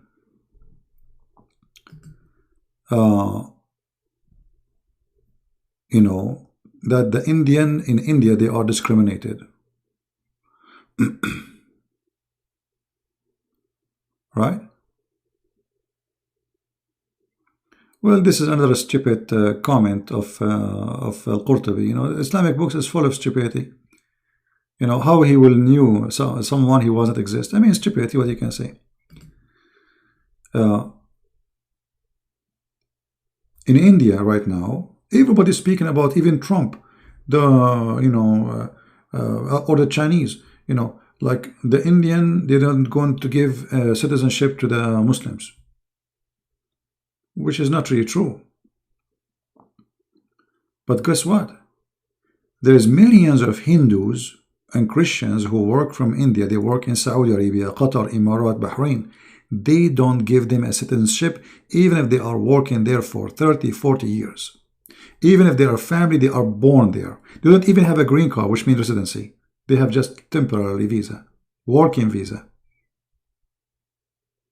So why? If you are a person who live in India for many years, you have the right to take citizenship just because you are a Muslim. But if a Hindu, he live in a land which is Islamic land, he have no right even to die there. Do you know that if a Hindu or a Christian or non-Muslim, he die in Saudi Arabia, he is not allowed to be buried there? Actually, there's an article, you can go and search it. It's called, you can work in Saudi Arabia, but you cannot die there. You cannot die there. There's no graveyard for Hindus. When? Where is the graveyard of the Hindus? There's millions of Hindus who die, I mean, work there, And God knows how many thousands through years they die during the time they are in Saudi Arabia. They will not let them bury it in Saudi Arabia. Not a single graveyard for a Hindu. So they discriminate you. Not only they don't give you a citizenship, they don't even give you a grave.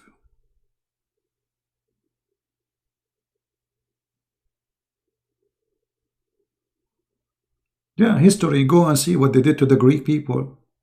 What they did to Constantinia. This is our city. What they did to Romania. What they did to all of Europe. What they did to the Armenian. What they did to the Syrian. What they did to the Assyrian. But nobody play victim as they do. So you are Islamophobe.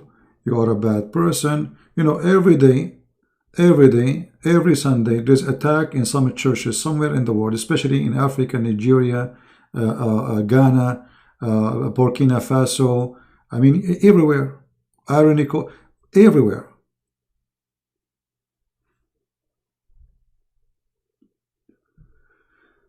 No one will go watch your communist religion channel. Keep blocking we Muslims. Communist? That's funny. No, my friend, you are the communist because you are sharing a stone to be kissed by everybody. This is communism. Isn't it? This is communism? Stone worshipping? Why you don't call me Mr. Omar?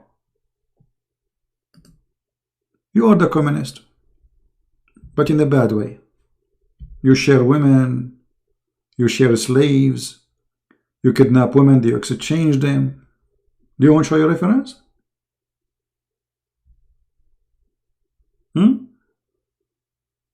What do you think?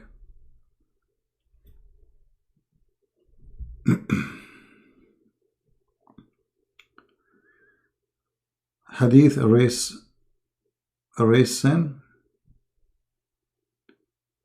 Fever. Yeah, fever erase sin. Yeah, I mean, Muhammad have many stupid stories.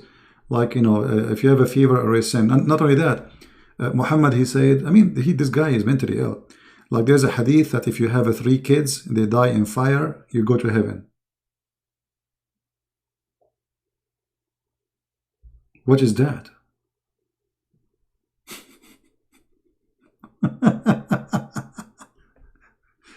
Muhammad, he have all kind of ideas.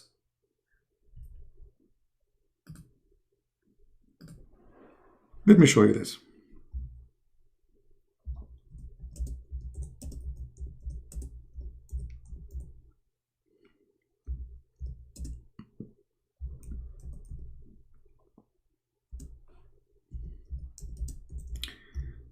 I remember once a Muslim, he was debating me and he wanted to get me busted supposedly.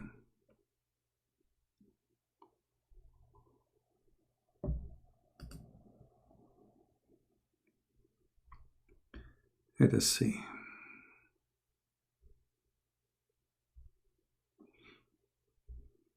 Even Muhammad, he said that the one who died by plague or by drowning, he is a martyr.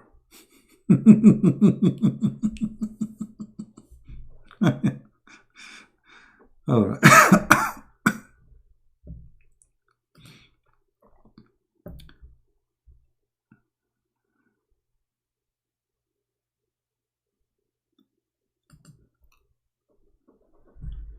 Oh, Lord have mercy. Do we have any Muslim in the chat? Except those Muslims who are calling me names, and suddenly I became a communist.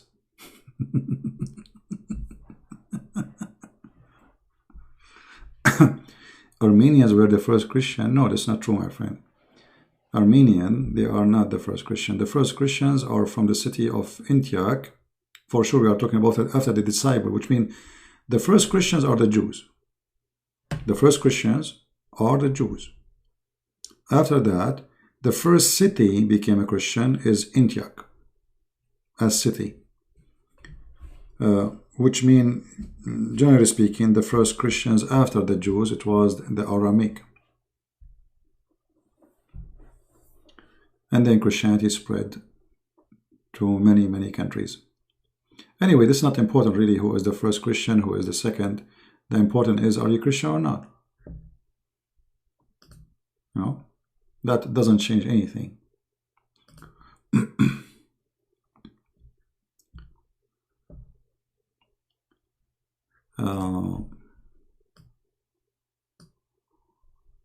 I don't know, there's millions of stories Muhammad he come with about reasoning to go and seek forgiveness or get forgiveness.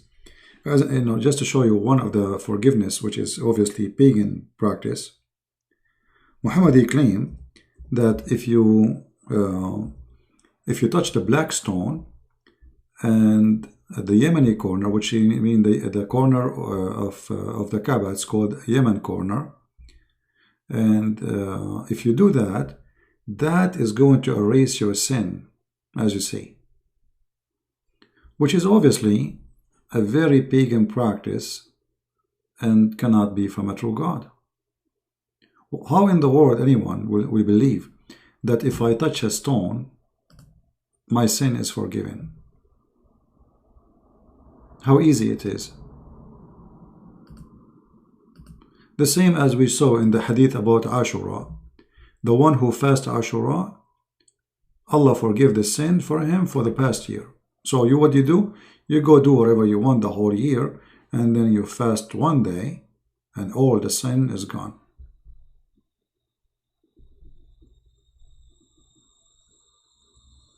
Yeah, and you can eat in your mother's house. Exactly.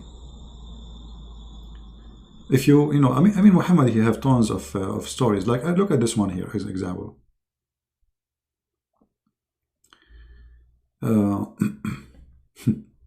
The one who says praise be to Allah,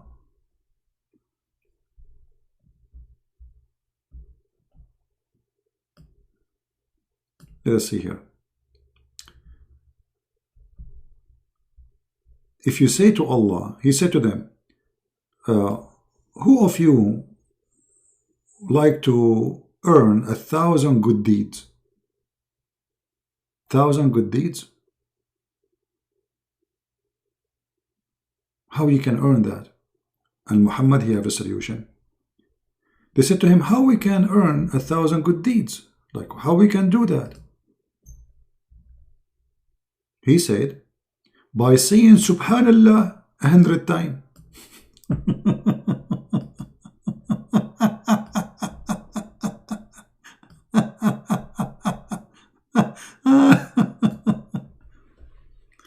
I mean, what is this?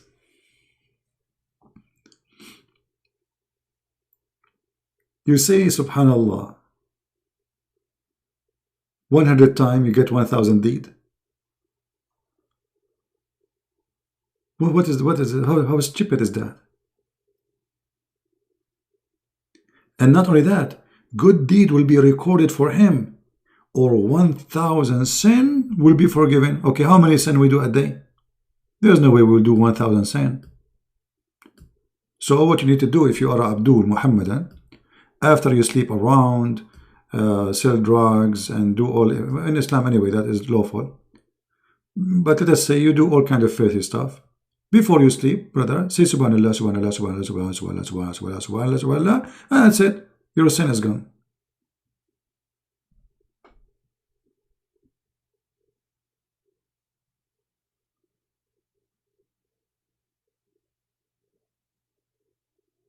Do you see it?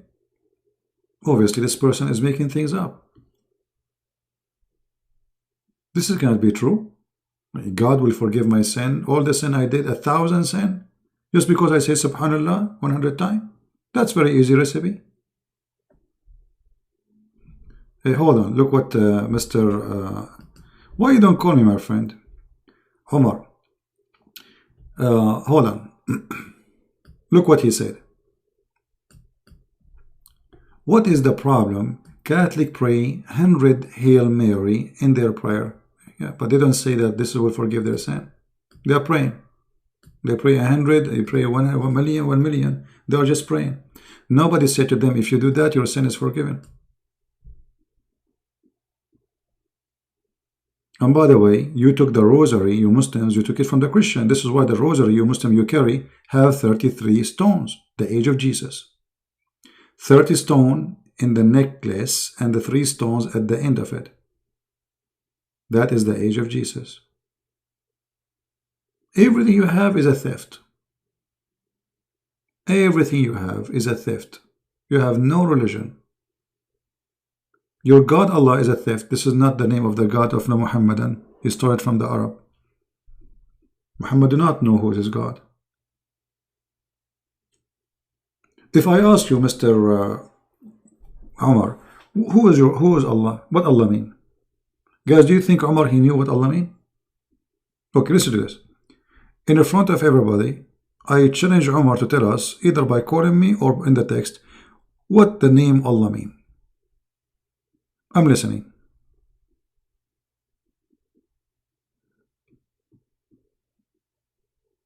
Are you there, Umar? Are you searching Google? Don't tell me that you are worshipping Allah all your life and now you do not know what the Allah mean. What Allah mean? We don't know. We don't know. They don't even know the name of their God.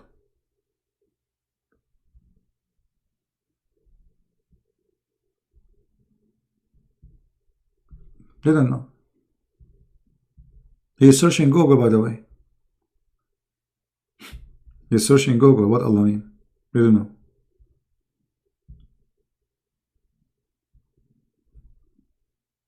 And this is a clear evidence that this cult is a stupid cult.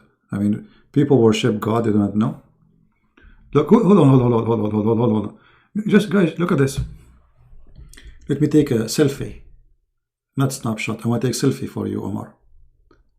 I will put you in the screen because you are fantastic, my friend. Guys, look at this answer. Hold on. Thank you, Omar, for the answer. I appreciate it, really. You are my helper, man.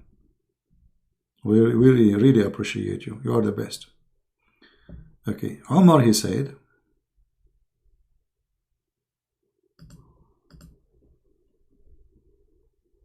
let us see. Where is the snapshot right gone? Unbelievable.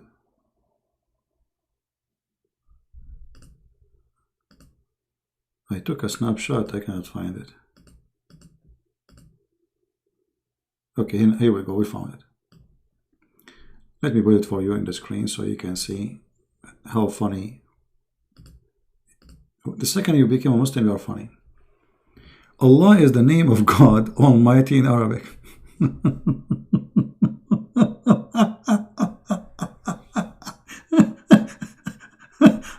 My friend, I'm asking you what the word Allah mean. You tell me is the name in Arabic? Are you serious? Is that a stand what they call it, stand alone what do you call it, comedy show? I'm asking you what Allah mean. You tell me this is Allah is an Arabic name. What Allah mean, man? Listen carefully. I know you don't use your brain usually, but today you have to use it. What Allah mean? Allah, personal name of God. So what Allah mean? Okay, personal name, we got it. Guys, Allah is a personal name. What Allah mean? They don't use their hand. They don't use their fingers. They don't use their head. They don't use anything. Stand-up comedy? Stand-up comedy. No, he's sitting down now. So after searching in Google, you come to me with this answer that Allah is a personal name? What do they mean? No idea. So you call him Allah, you do not know why? What this mean? Where the name is coming from?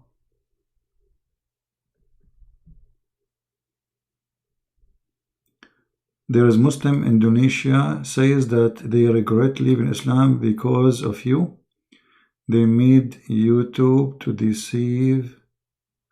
They made YouTube to deceive Muslims again. What Abdul they don't dare to do. Okay. No problem. Any Muslim want to help Mr. Omar? Mr. Omar, he gave up. That's it. He do not know what his God name mean. What Allah mean?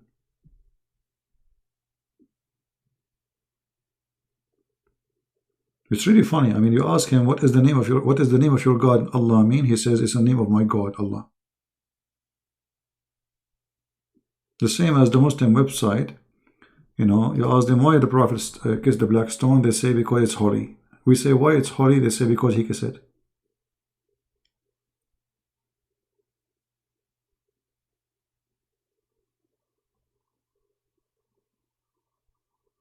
Any Muhammadan want to help Mr. Omar?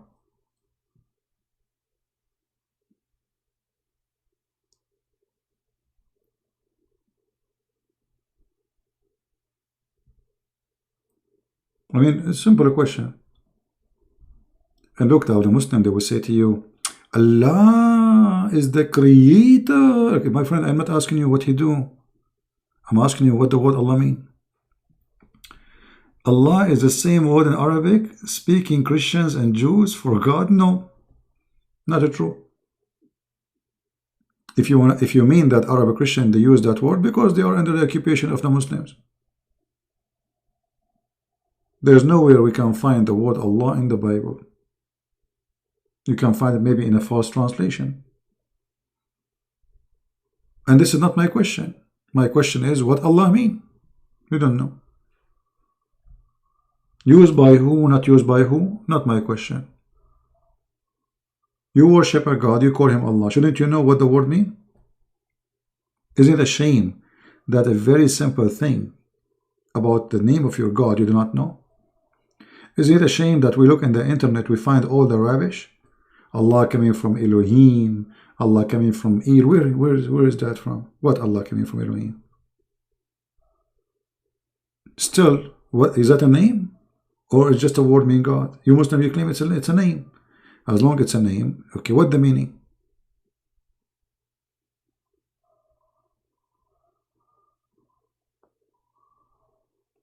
Mean the God, the Ilah? No, because Ilah, you see, you are, when you pronounce it, let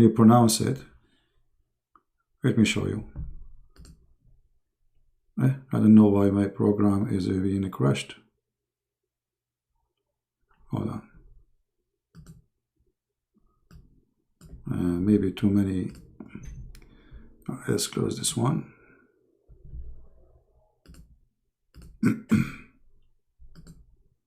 All right. If we pronounce the name of the God of Islam, it is like this.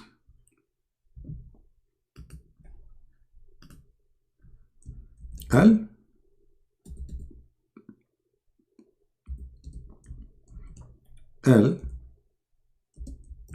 Allah. Al in Arabic today is equal to the. La is the name. But this is in Arabic today. Al is a word meaning God. So if you are saying that La is a word meaning God and Al is already a word meaning God, that's mean God. Allah mean God. La. Yeah, sometimes this program freeze. See? God La. Al is an old ancient word in Hebrew Aramaic where it's mean God. As an example, how we can prove that?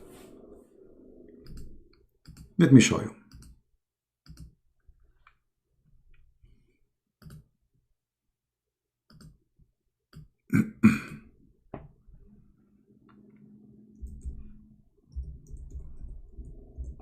I will show you from the Quran.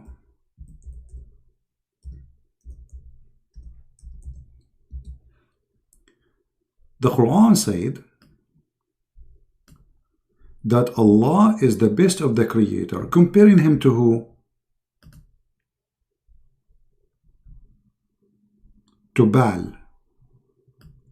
And the word Baal, the way it's written today, is not really the word it is as used to be before, but we will go with it. Baal, Ba-al, Al, God, Ba. So those are two words, you know, they are merged together. The name of the God is Ba, The word God is here, Al. And look what the Quran confirms. Muhammad is bragging about his God, saying that he is the best of the creators, which means he believes there's many creators. Because you cannot be the best of the creators unless there is a creators. Right? I mean, if I say to you I was the best student, that's mean I am not the only student in the school. Otherwise, I'm lying. If I am the only student, it's a lie. Correct, guys? If I say I am the best student and I am the only student in the whole school, that's, you know, it's a lie. How you can be the best student? To be the best, you have to be one of many. So when the Quran says comparing Allah to Baal, there's a competition. Baal is a god, Allah is a god. Which one is better? Allah saying I am better than Baal. As simple as that. And what is better? What he is better? He is the best of the creators, which means Baal is a creator, Allah is a creator, but Allah is the best. If Baal cannot create and Allah comparing himself to Baal, that would be stupid. How you compare yourself to someone he cannot do anything and he is fake, is that exist? The second you say I am the best of the creators, it's meaning you approve that there is many creators and you are just the best. Which means there's many gods, I am the best of them. Right? If you go in the Quran, the first chapter in the Quran, I'm not going to take you far away. Al-Fatiha. Look with me. Anyone who speaks Arabic, he can notice that here it says, Bismillahir Rahmanir Rahim. Okay. Alhamdulillahi Rabbil Alameen. Okay, hold on. This is Allah in the first sentence. And this is Allah in the second sentence. Anyone notice what happened? What is the difference between the first Allah and the second one?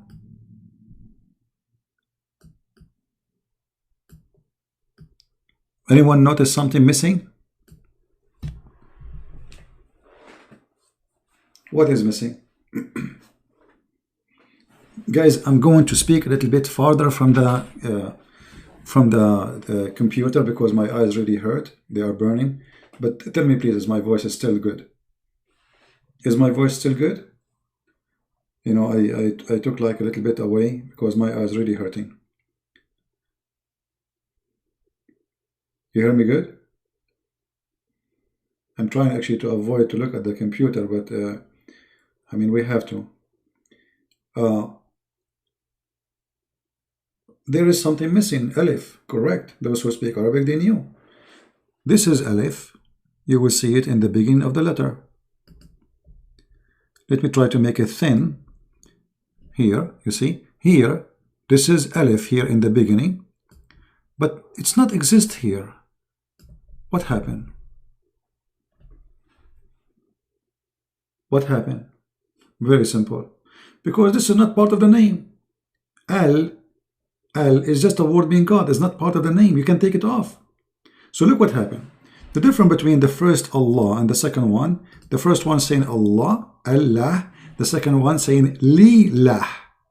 So Alhamdulillah, let me type it for you.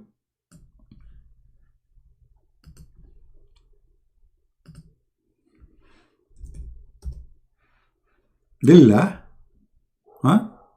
Why? Because I'm saying thanks to Li in Arabic mean to. Let me break it for you in English. Or let's first do it in Arabic. Li, let us switch to Arabic. Li mean to. So I can add the letter L before any name and that will make it belong to you. So I say lahu, to him, laha, to her, all right, lahum, to them, belong to them. So li, to make something belong to someone else, all right. So alhamdulillah, thanks to li mean to, lah. Oh, sorry, we are typing li, lah. In English will be li. Sometimes this thing freeze, you know.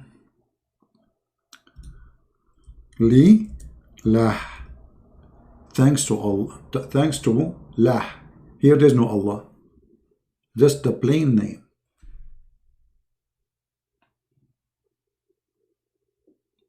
Are we clear?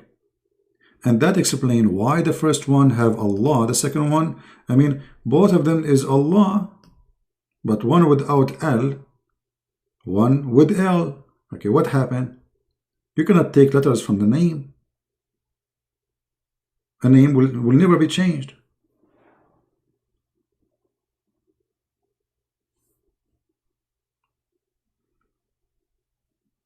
So here, there is a change. Why? Because this is the original name, lah. So thanks to lah.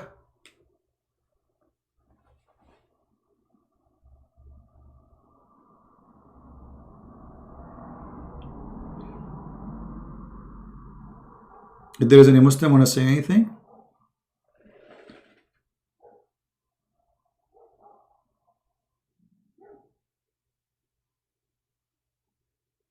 And actually, if you read this prayer here, which is, I find it very funny and stupid. Look at this. Supposedly the one who is speaking here is Allah. Okay. How Allah is talking, he says, in the name of Allah. Isn't it this is by itself is stupid? Where you get all of this? It's in front of you. It's just Arabic. Read it.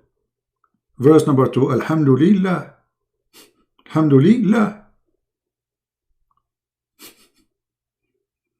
There is a website. It's called, I think, Quran. You click at the word, they will pronounce it for you. Click on it. Go there.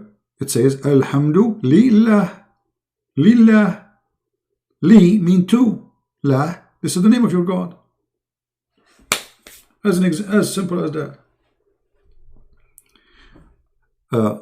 Look at this. In the name of Allah. Well, like I am Allah. How I say in the name of Allah? Imagine how people will laugh at Trump if you go, he says, in the name of Trump. You know what I mean? You see, if the Quran saying Allah, he said to Muhammad, pray like this, like Jesus, they asked him, how you pray? He said to them, our Father, say like this, pray like this. Our Father out of heaven. No, this is not the case. There's nowhere it says anything, introduction, pray like this. Suddenly, in the name of Allah, Ar-Rahman Ar-Rahim, and then look at this stupid story here. Praise be to Allah. Like, who is the one saying praise be to Allah, saying praise be to Allah?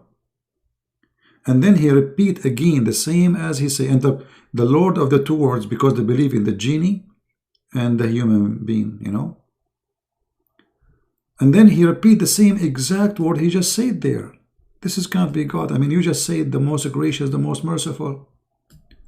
Why you are saying it after 2 seconds? You did not, you just started the car. The one who is talking here, somebody, he's out of words. He's trying to make something. You just say the Rahman Ar-Rahim. Why you are saying Ar-Rahman Ar-Rahim?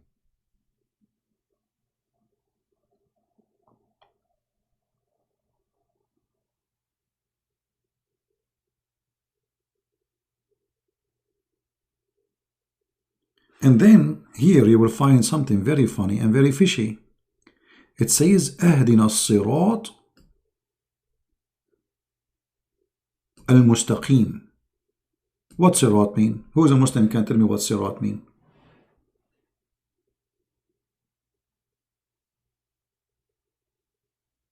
No, my friend, I'm not saying translation is fabricated. I'm saying your Quran is stupid.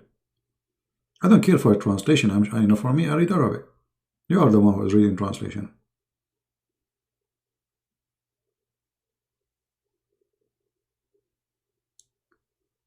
Lead us to the straight way. What is that straight way? What's Sirat? Sirat is a bridge.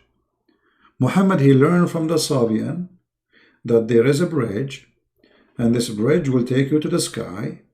And those who they are committing sin, their legs will go down the bridge and they will be burned depending how much sin they commit. Sirat is not an Arabic word. صراط الذين أنعمت عليهم غير المغضوب عليهم ولا الضالين. Okay, the bridge of those who you bless them, favor them. Let us see what sirat mean from the Muslims' interpretation. So Muslim, they will not say, oh, Christian Prince making things up. You know them. Even if you show them, they say you are making things up. So what about you don't show them? Give me a second.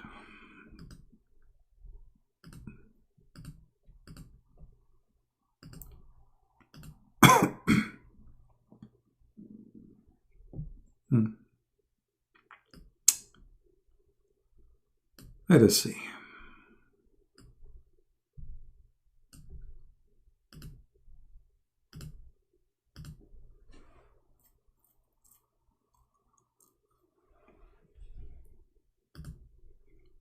I will try to open some interpretation for us so we can read together and they will not say, you know, he's making things up.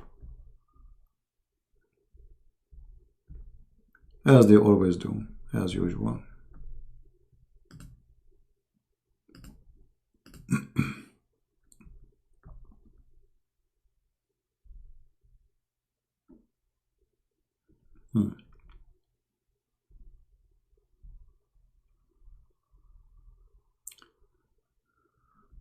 Let us see.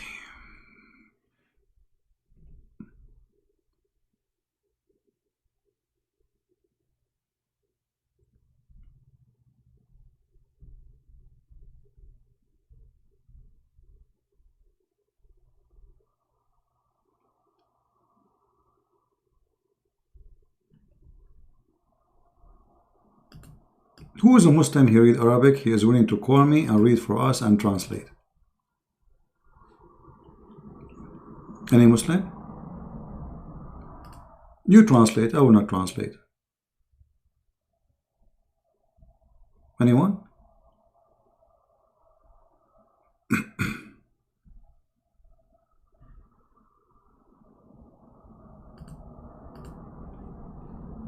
Any Muslim is willing to call?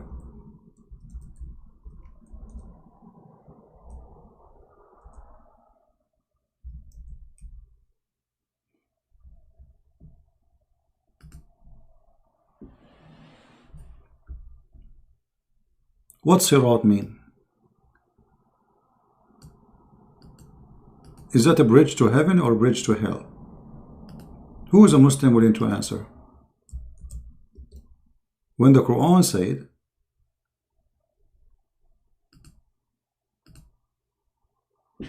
أهدنا الصراط المستقيم.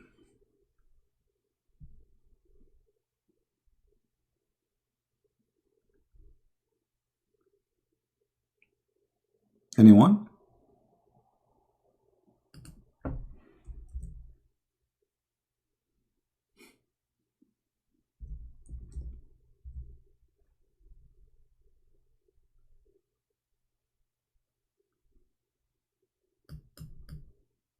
I don't see anyone.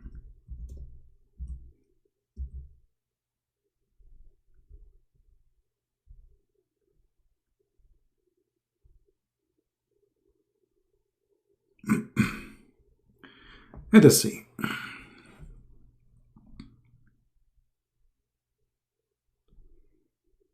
Just to show you that this is a bridge. Actually, some Islamic books, they say that a sirat is a bridge to hell, not even to heaven. But we will go and see.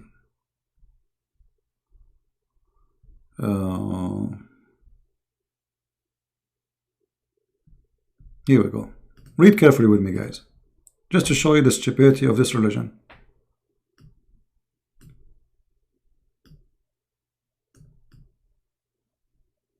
Death will be brought in the day of resurrection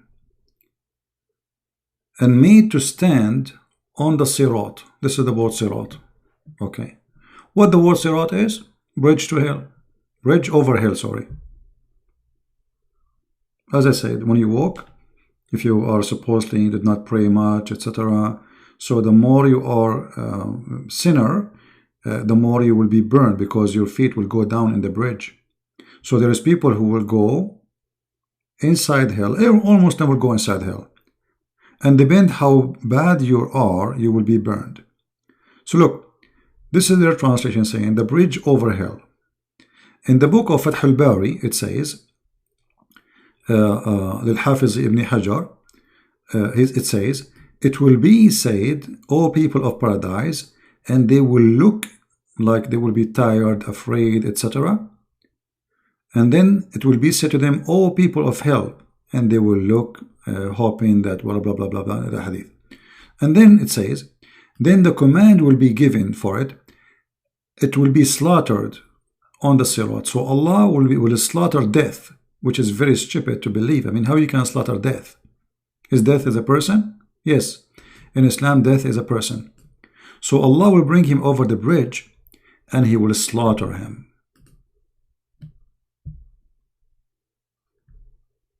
So how you say, Ahdina sirat al-mustaqim, if everybody want to go in the sirat?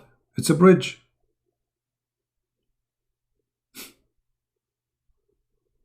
And this bridge is over hell.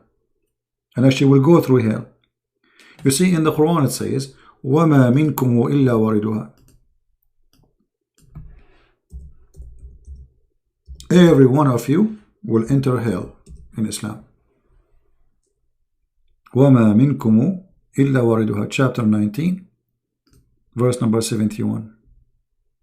Not one of you, look at the Muslim translation, will pass over it. It doesn't say that. It says وَارِدُهَا. How we can get them busted that this is not pass over it? We go to the interpretation. Here we go. Again, this is Quran chapter 19, verse number 71. Read carefully. 1971. And again, the one is talking here is not Christian Prince. Liar is lying, bladder. Oh, let's see.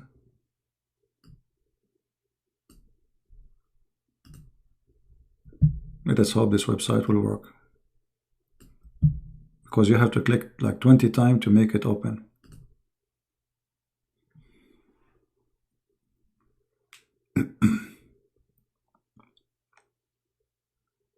Come on, open, man.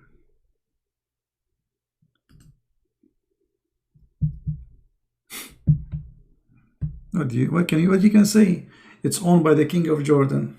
Nothing function in that country. Starting from the king. Come on. Here we go. We have to wait.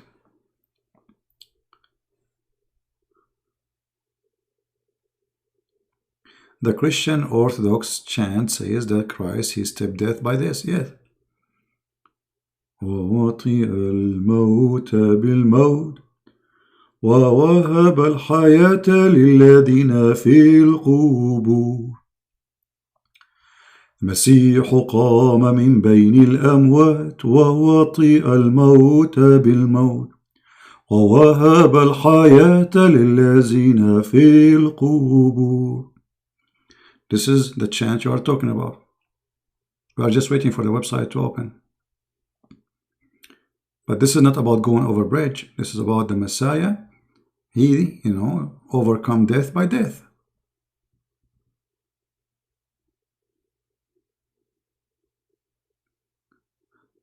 No, I'm not. I'm reciting Christian chant about Jesus overcome death.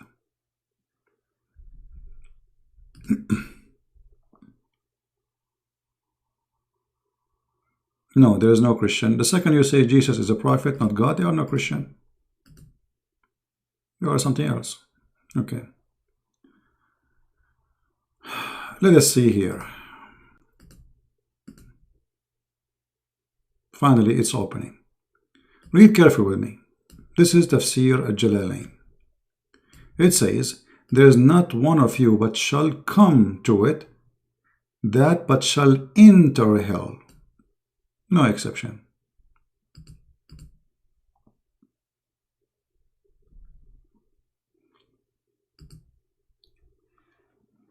Do you see it? And this idea of this bridge is taken from the Sabian. And the idea of the whore is taken from the Sabian. That there is women who they are special creatures, who they are very white, and they are contained in their tents, and they will be given, they will treat those who go to heaven in a certain way.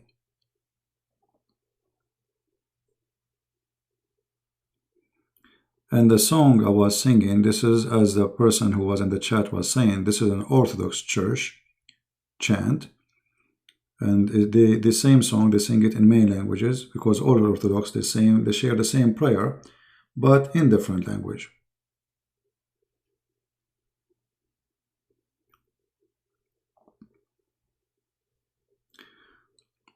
Who is the last prophet in Christianity? Because in Judaism, the age of a prophecies ended to make sense. Well, there's nothing is called the last prophet, but there is a prophet was exist in that time. Let us say the disciple of Jesus, all of them, they prophesy in his name. However, prophesying, it's a word not necessarily mean like there is many, let us say, definition for the word prophet. A prophet is somebody, he prophesied to you about God. How he do that? He tell you something you do not know about God.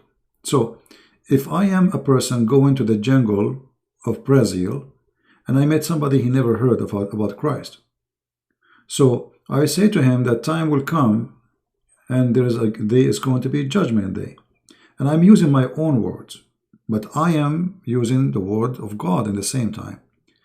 I'm prophesying to this person, but doesn't make me really a prophet. So there is a prophet who God, he spoke to him, or God, he inspired him and give him revelation. And there is people who they prophesy to people about God, which means they inform them about prophecies, which does not make you really a prophet. Now, who is the last prophet? This is not really important for me, because, I mean, God is, he is the one who decides who he sent, who he will not. You know, if you remember, the Messiah, he said, not everyone says, Lord, Lord, will enter the kingdom of my Father, but the one, you know, who do his will. So they will say, we did miracle in your name, we like prophesy in your name. You know, he said, not everyone, which means there's some of them, they are true disciple of him, and there is some, they are fake. So can God send prophet? Still now? Yes, he can. How we know? From their fruits you shall know them. However, I do not need the prophets for me. I'm a believer already. And I don't find any reason to listen to anyone save the Lord. The Lord, he already spoke. And the disciple, they wrote his words, and we have their words too. Like when we read the book of Acts.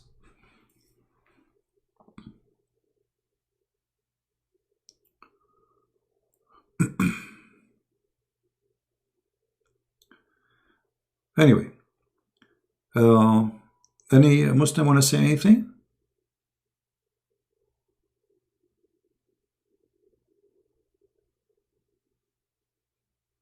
But you know, be careful. There is people, they claim to be prophets, the same as Muhammad, just to earn your money.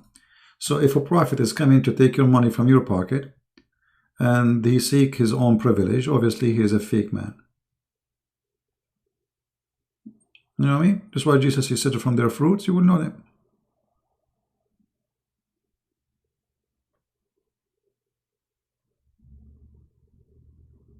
There's a very easy way to find out who is a false prophet or not. The same as Muhammad. Muhammad, he made verses about him. Any woman she want to give herself to the prophet. The best of the booty is for the prophet. Muhammad, if his eyes fall into a woman, her husband must divorce her. He's a cult leader. All of them, they are the same. All false prophets, cult leaders, they share the same thing. They want to sleep with your wife and they want your money. All of them. No exception.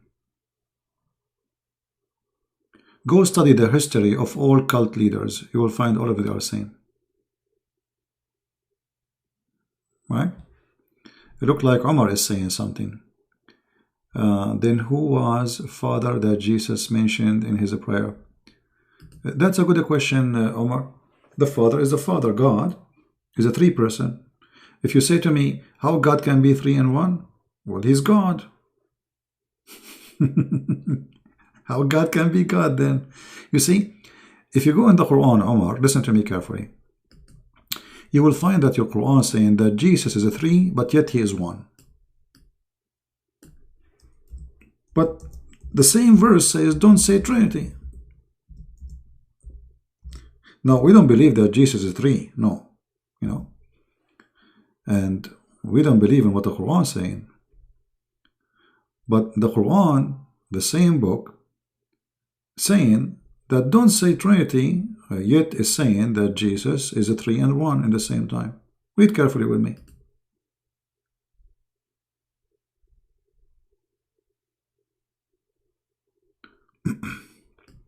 This is your Quran. Give me a second so I can zoom in.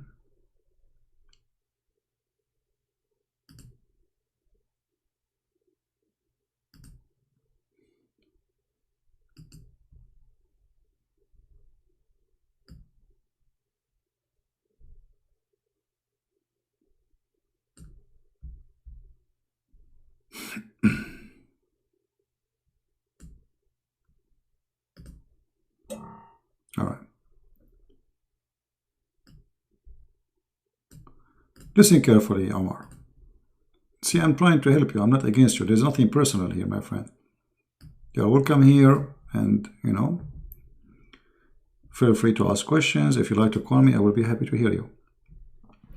The Quran says, commit no excuse in your religion. Okay. Don't say Allah, but the truth. Christ Jesus, son of Mary, he was, between two brackets, does not exist. It's not from the Quran. This is why it's between two brackets. He is a messenger. Okay. Write down, Omar, write down, take a note. He is what? A messenger. That's wonderful. He's a man, messenger. Okay. And he is his word. Okay. He's what? He's the word. And he is a spirit proceeding from Allah. Okay, wonderful. So he is a man, he is a word, he is a spirit. How a three can be one?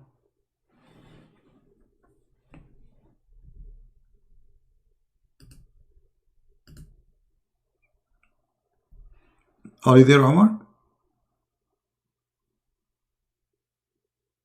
How he is one? He's a Christ is a man like me and you, supposedly, right? Okay. How he is the word of God? He is a spirit proceeding from God, not only spirit, which means he is a spirit of God, and he is the word of God. How he can be three, but yet he is one?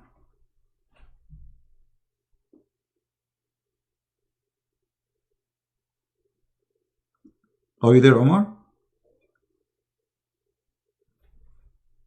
The logical answer says, well, God, he can do as he wish. Right? I'm helping you. I'm giving you a hand. Okay, God, your God, Allah, he can make Jesus as he wish. He make him three and one at the same time. Well, so God, he can make Jesus three and one at the same time, but God cannot, he himself, be three and one at the same time. He is no more than in a bracket. How come not to use the word bracket? Use it, no problem. Okay, don't be upset. Use the word bracket. I'm saying the word bracket is not in the Quran. This is in translation to explain to you. But no problem, my friend. Are you happy? That will not change anything. Still the same. There's no more than this and this and that. Okay. 3 and 1. Don't be upset, please, from the bracket stuff. We gave you the bracket back.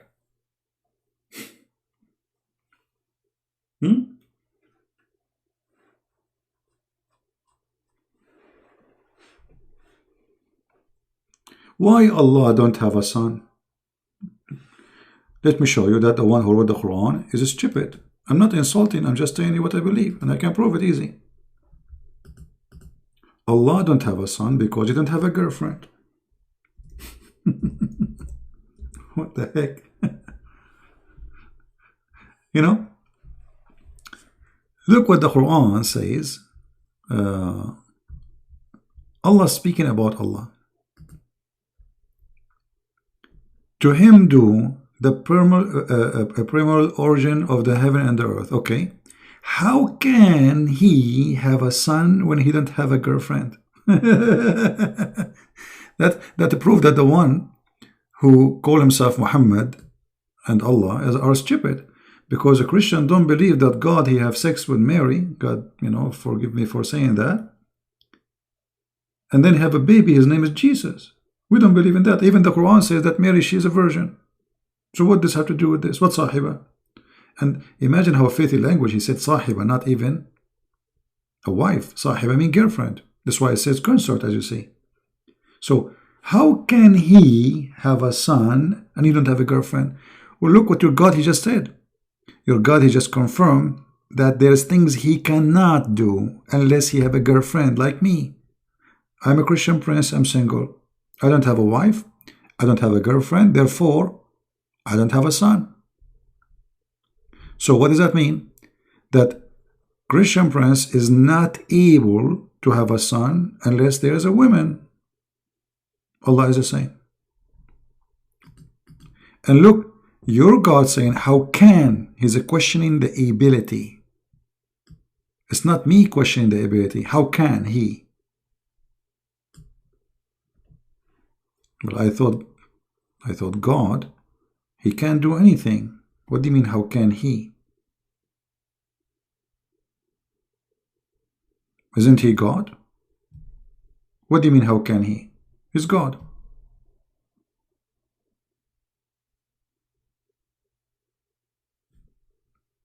How God can resurrect us from death? Well, because he's God, he can do it. How God can create Adam from dust? Well, he can do it, he's God. So all the amazing miracle God he can do, suddenly he cannot have a son because he didn't have a girlfriend. Obviously the one who made this verse is an idiot. Because the God of the Christians, they don't believe that the God have sex with a woman and they have a son. His name is Jesus. That's number one. Number two, the second you say God, that's mean he's almighty. The second you say almighty, that's mean he can't do anything.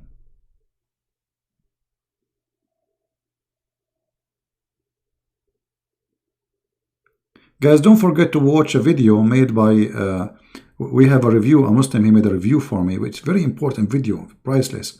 We post it in Patreon. This video is in different channel. Don't forget to subscribe to that channel, please. It's a backup channel. So watch it, share it, download it, and let everybody have fun.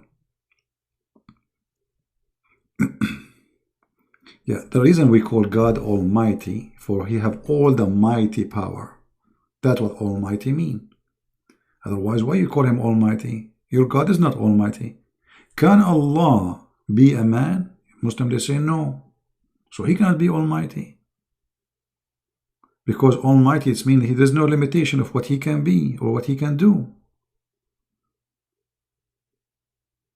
Correct, guys? The second I say Almighty, it means that's it. He's out of limit. He create, he resurrect, he can come to us as a spirit, he can come to us as a man. I mean, he's God. If God cannot do that, who can do that? Me? The second you put limit to your God, that means your God is a fufu, is a fifi, is a tutu. He's just an idol. How an idol can have a son if he don't have a wife? My God is a living God. He do not need a wife to have a son. Your God is not. He cannot. And you know, remember that the Quran says that Jesus, he created from the mother bird. Okay, hold on. Allah is the creator. Look, it says the origin of everything is Allah, but he forgot that there is another creator in the Quran. The Quran said, the Muslim, they will say to you, oh, but Christian Prince, he did not mention that it says by the leave of Allah. My friend, by the leave of Allah or not his leave? You just admitted that Jesus is a creator, which means right now as we speak, there's birds and creatures are created by Jesus.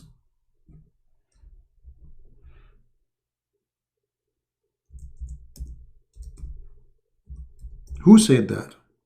The Quran. How that can be true?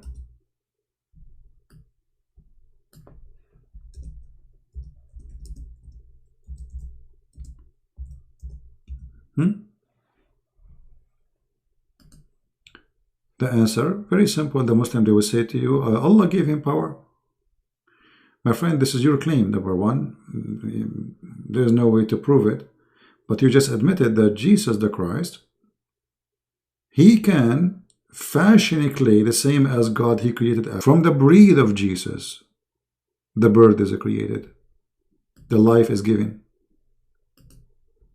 So now we have, according to Muslims, understanding that Allah, he shared his power of a creation with a person. His name is the Christ.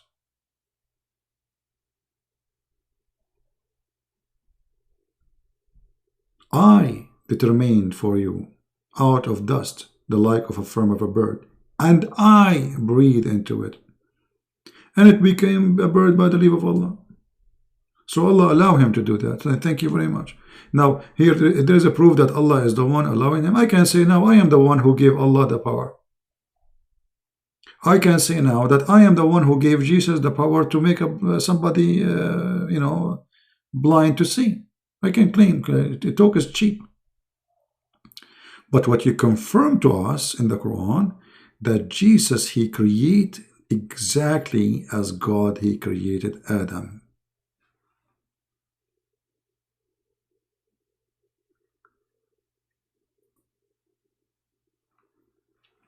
And yet Muhammad, he came 600 years after Jesus.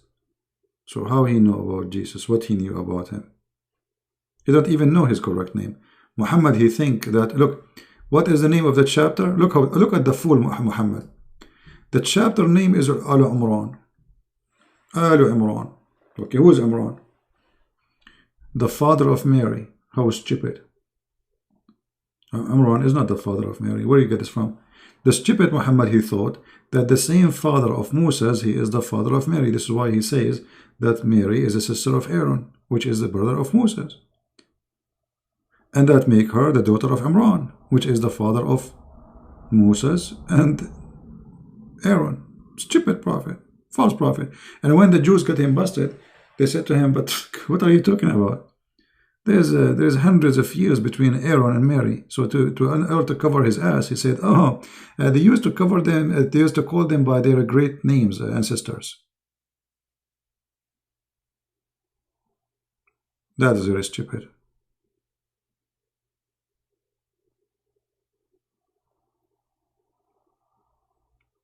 There's a double mistake here. The Muslim, they try to fix it. They say, oh, he called her the sister of Aaron, but she is not really his sister. But look, what is the father of Mary in the Quran? Imran.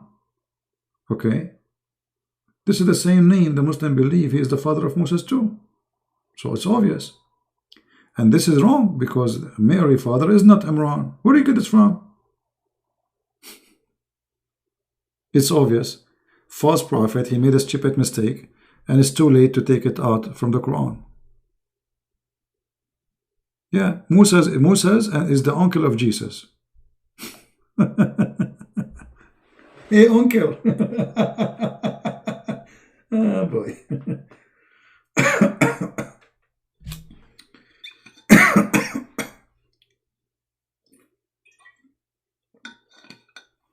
And by the way, even Imran, the name he is wrong. Even the name of the father, not only the name of the father of Mary does not exist this way.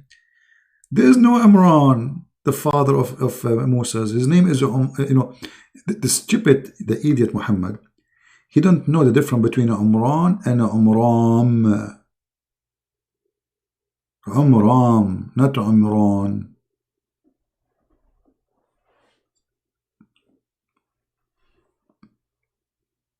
Right? So what do you think, my friend Omar? Don't you think it's time for you to leave the cult of Islam, Omar? Do you like to call me?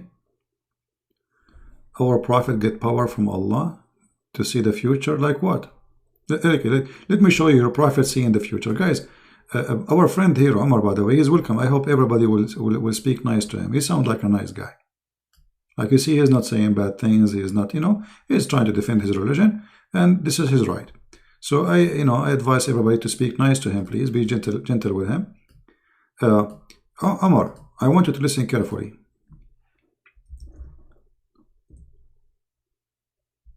Your prophet, he knew the future. Look at this. This is your prophet telling us about the future. Let us see where we can find the hadith.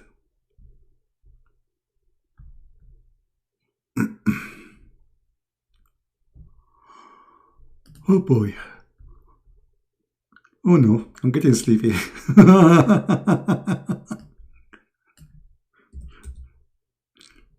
All right, let's see.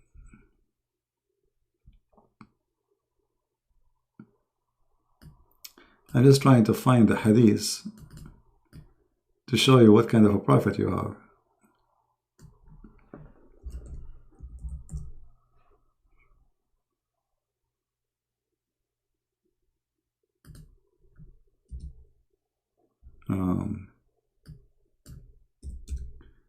For some reason, I cannot see it. Hold on.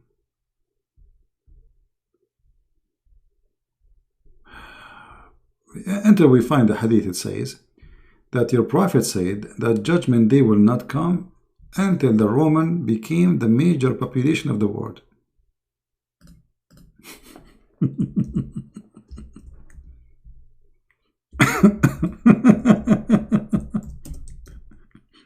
In his time, Muhammad, the Rome was like a big empire.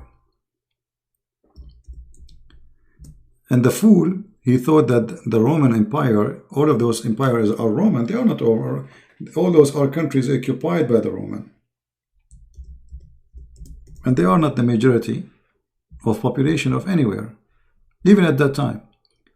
But Muhammad is claiming that judgment day will not come till the Roman became the major population of the earth. I'm just trying to find the hadith in English. I have it in front of me in Arabic, but the problem always... here we go. This is your prophet who knew the future, giving false prophecy.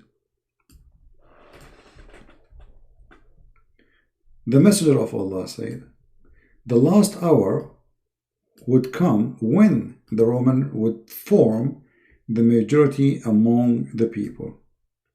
What is the population of Italy right now?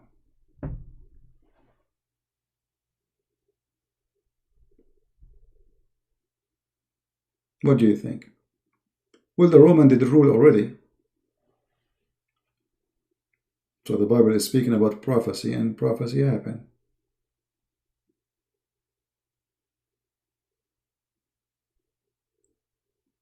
What is the population of the Roman? Italy. Is that a false prophecy? He's not talking about them ruling. He's talking about them. They will be the majority among the people in the world, which means the major population.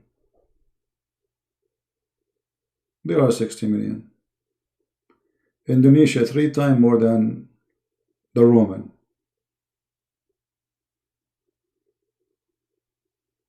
Yeah, this is Sahih. This is Sahih Muslim. Here we go.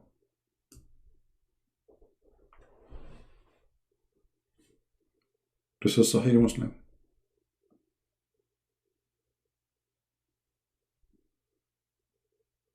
Do you like to call me Omar?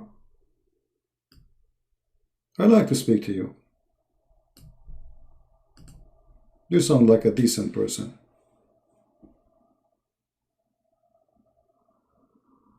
Anytime you feel like you want to talk to me, just text me in Skype, and even if you want, we can talk under there.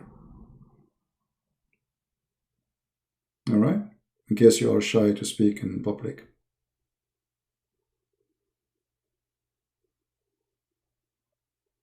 As you see, Omar, this is a false prophet. All his prophecies are stupid.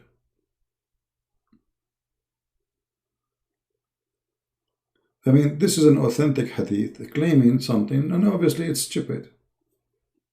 How the Roman will became the majority of population by the judgment day? What will happen? The Roman, they destroyed China. They will destroy. I mean, Indonesia alone is 3 times more than them. 60 million. They live in one building in China. What's 60 million?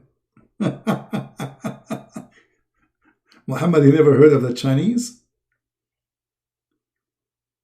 Huh? No, this is going to be a prophet of God. Roman European majority? My friend, even the European are minority. They are not the majority. What European majority? Secondly, Roman are not all European. Roman is the Italian.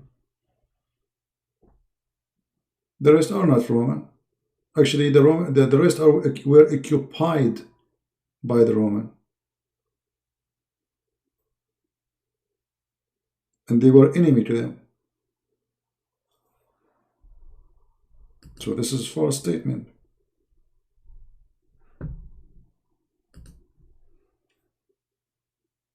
Go do a little search about who are the Roman, and you will see.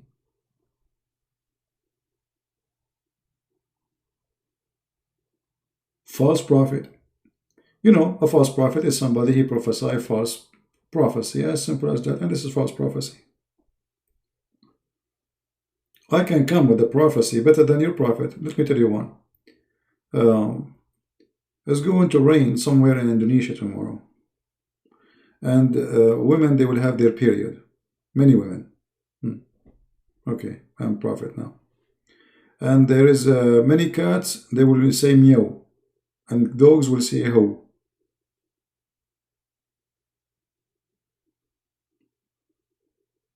What about the Quran? Muhammad, he prophesying that hail come from mountains in heaven.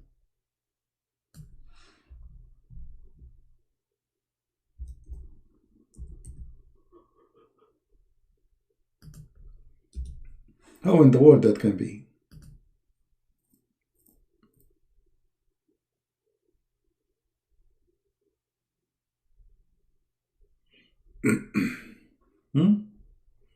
What do you think about your prophet speaking about hail coming from mountains in heaven?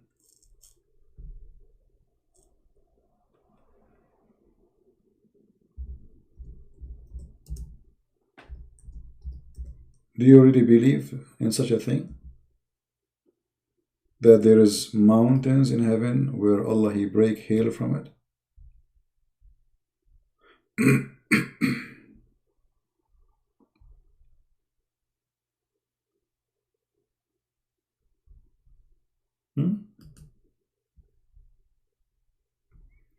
Look how the Muslims, they fabricate translation. Read carefully. It says, and he sent down of the cloud that are like mountains wherein hail. It doesn't say that. How we can get them busted that the Quran doesn't say that?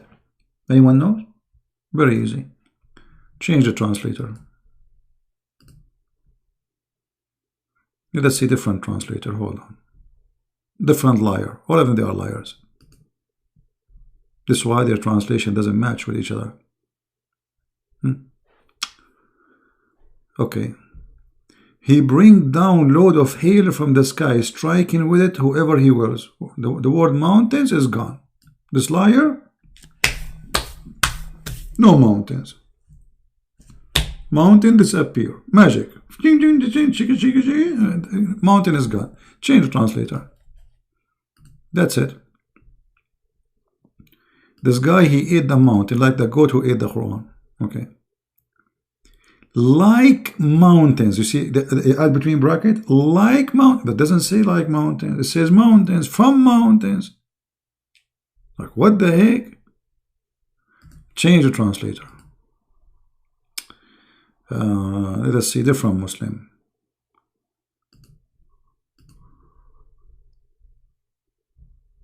And he sent down from the heaven mountains. Where is the hill? What's wrong with this guy? He is very close to the truth. Do you see it? The rest they were adding like, same as, you know, it's a cloud. It doesn't say cloud, my friend. It says he sent down from mountains in heaven. Hill. Let's read the interpretation so we can get them busted easy. Chapter 24, verse number 43. This is your official website. Yes, Omar. Who are translation? I don't know. They are in Muslim translation, my friend. It's not my translation. I don't care. For me, I speak Arabic. All right. Verse number 43. You are my witness. Read with me carefully. Here we go. 43. Let's see. Does it say like mountains, as if it's mountains, or it says it is mountains in heaven? Here we go. This website now is not working again. You have to click again and again. Come on, display.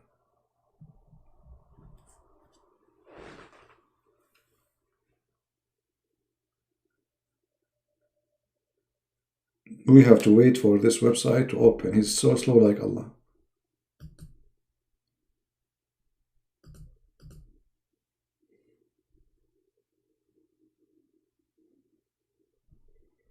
Like, come on.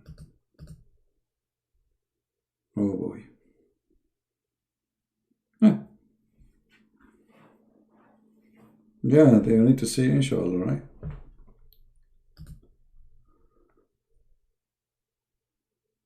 It's not opening.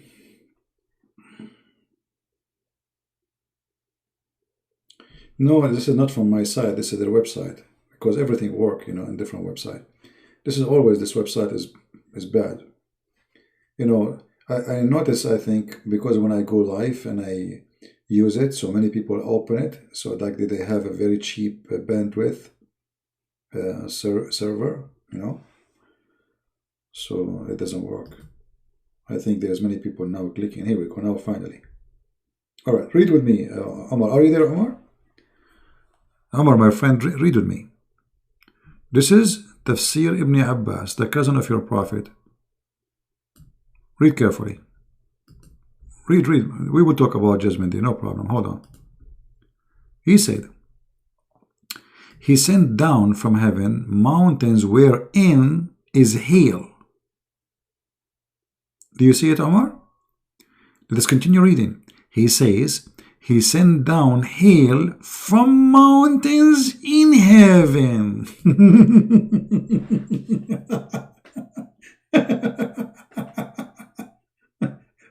Now what they will say this is Da'if Quran, brother. Brother, this is Da'if Quran. No, Zivi, it doesn't say, you know, the voice of people of Lut. Do you see it?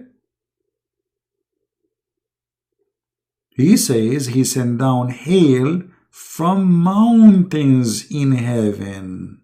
I mean, how clear we can make it more than this? This is a prophet. He prophesied about where hail is coming from. This is prophecy. Nobody knows where hail coming from at that time. Muhammad is prophesying. He will tell us where the hail coming from. So according to Muhammad God, he have a storage of hail in mountains. He break it and he send it to us. You know, hail is made to hit us with it, and he break it from hail, from mountains. Makes sense. I saw that in Avatar movie. Did you watch Avatar, Omar?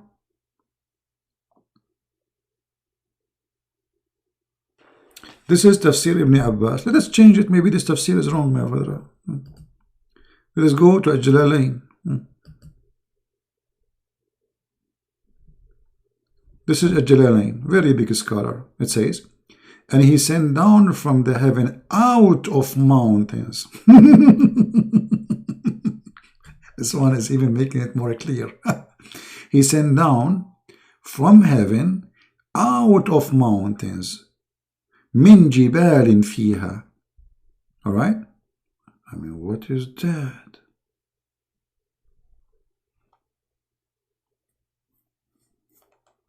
This is Quran. And this is Muhammad. So if this is a lie, that means the rest is a lie. That's it. Do we agree, people?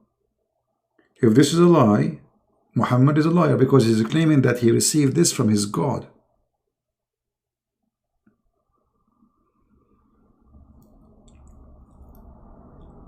So what do you think, Omar? Do you like to call me my friend and you would like to leave Islam?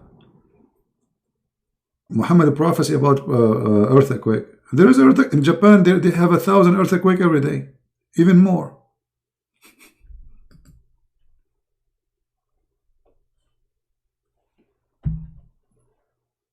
I saw a dream that Turkey will suffer from a very huge earthquake, but doesn't make me a prophet, my friend.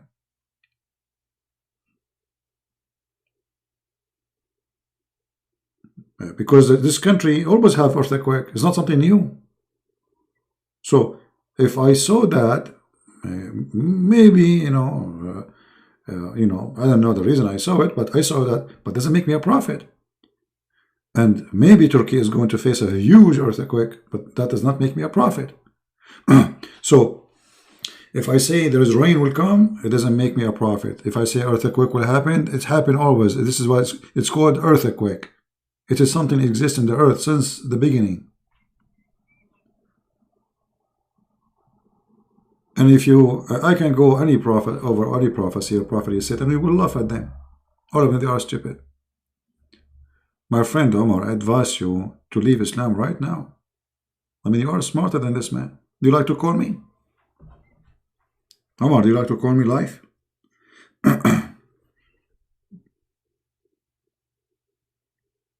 What do you think?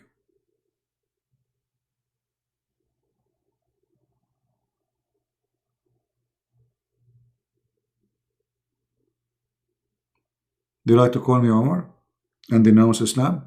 I can tell you are leaving. It's just a matter of time, if not immediately now. Do you like to call? And then I will explain to you about the Messiah. What do you say? I will answer any question you have about the Messiah. In the same time, I mean, this verse alone, forget about the rest. Let us say Muhammad, he said 100 statements, they are truthful, but this is Quran, and it's a lie. So Muhammad is a liar. There's no way his God told him that. Do you agree, Omar? Omar, do you agree that there is no way that God, he told Muhammad that he'll come from mountains? Do you agree with that?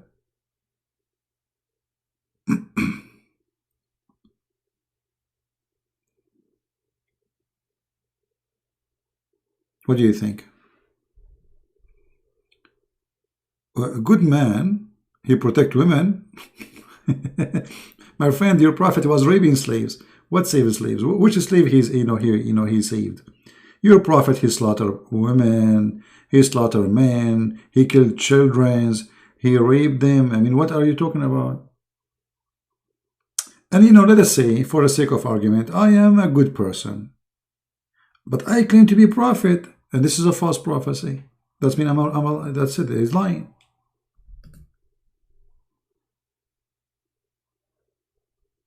He's a liar. He can't be a good man. He is a liar. This cannot be from God. You have to agree.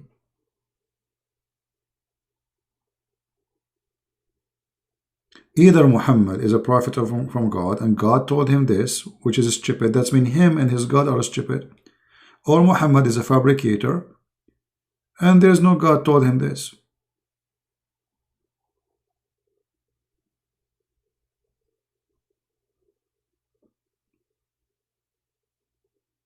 If somebody, he come to us and he is very nice person, gentleman, very, very nice, and he claimed to be prophet and he said this, he's a liar. Doesn't matter what he, who is, who is he? Liar is a liar. He's a fraud because he claimed that this is received from his God.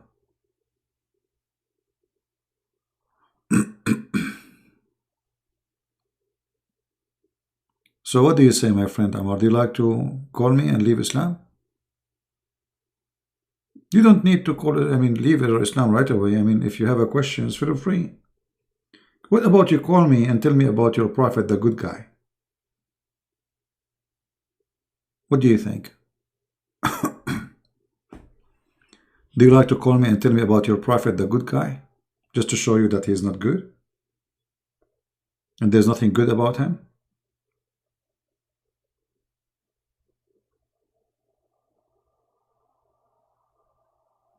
I would love to hear you telling me about the good guy Muhammad. Obviously, my friend, you have no idea. Muhammad is a very evil man.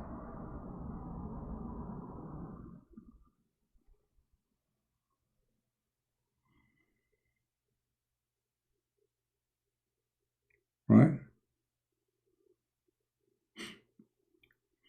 I just opened Skype actually.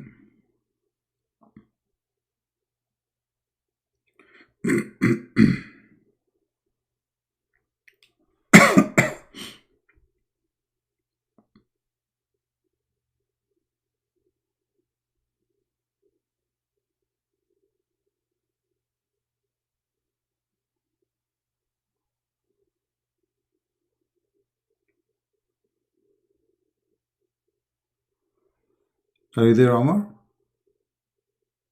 Alright, guys. Well, we are not going to put pressure in our friend Omar here. He sounds a gentleman, nice guy. You are more than welcome anytime, my friend. You can call me, you can text me. I will be happy to help you. But I can tell you are coming from a good family and your parents did a really good job. You are a gentleman. You did not use a bad language. And I'm happy to have you. All right? We pray for you.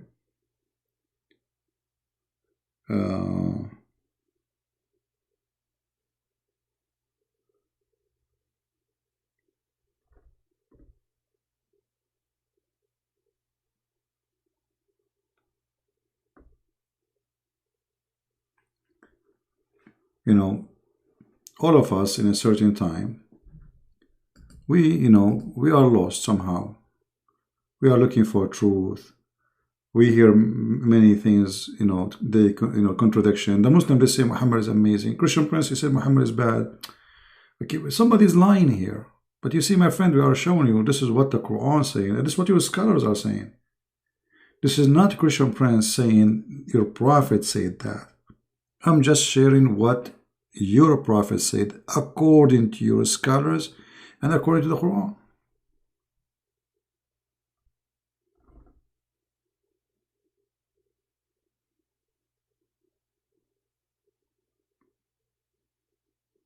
The truth, my friend, the truth will set you free. Nothing else. And the Messiah, he said, I am the truth. I am the Alpha. I am the Omega. I am the resurrection. As simple as that.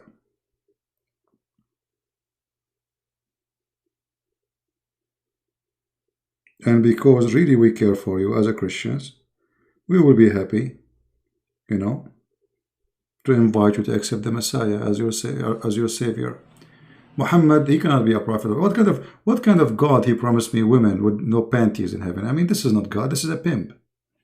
You do not need to be genius, Omar, to notice that this is Shaitan. Satan is the one who would try to tempt me by women there and women here. It's not God.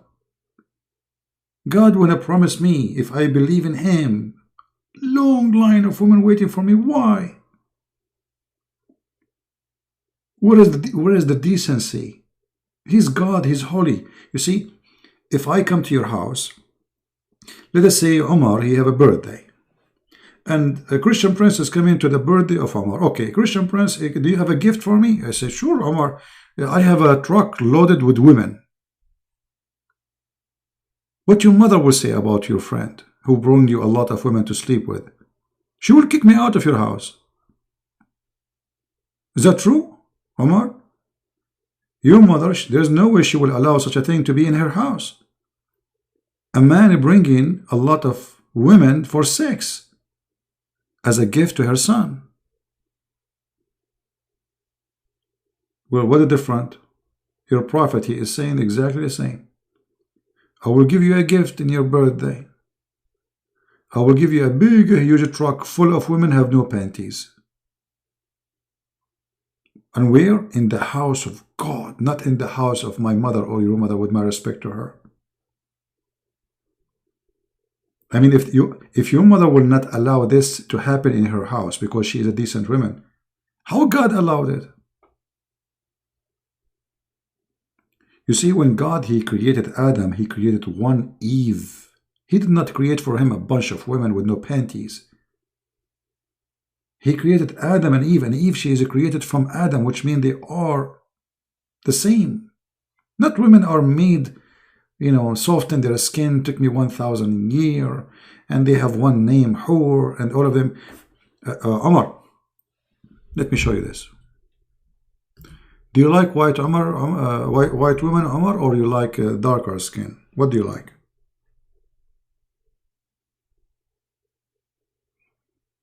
Do you hear me, Omar? What kind of women you like, my friend? Do you like women who they are very white, or you like darker skin? Look what your prophet, he promised you. This is Sahih Bukhari. That women in heaven, which Allah will provide to you, you can see through their bones. Have you ever heard of a stupid promise like this? Women in heaven. What do you mean, what women? Don't you know that your prophet, he promised you women in heaven? Look what he said. That those women, the Huris, the Hur, they are so beautiful to the point you can see through the marrow of their bones. I mean, if Muhammad is not mentally ill, he is sick. Because let me show you how women, according to Muhammad, look like. Give me a second.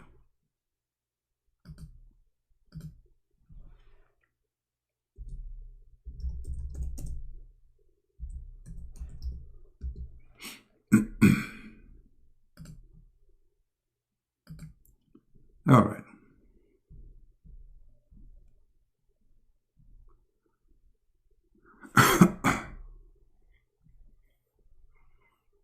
Let me show you what your prophet is promising you, my friend.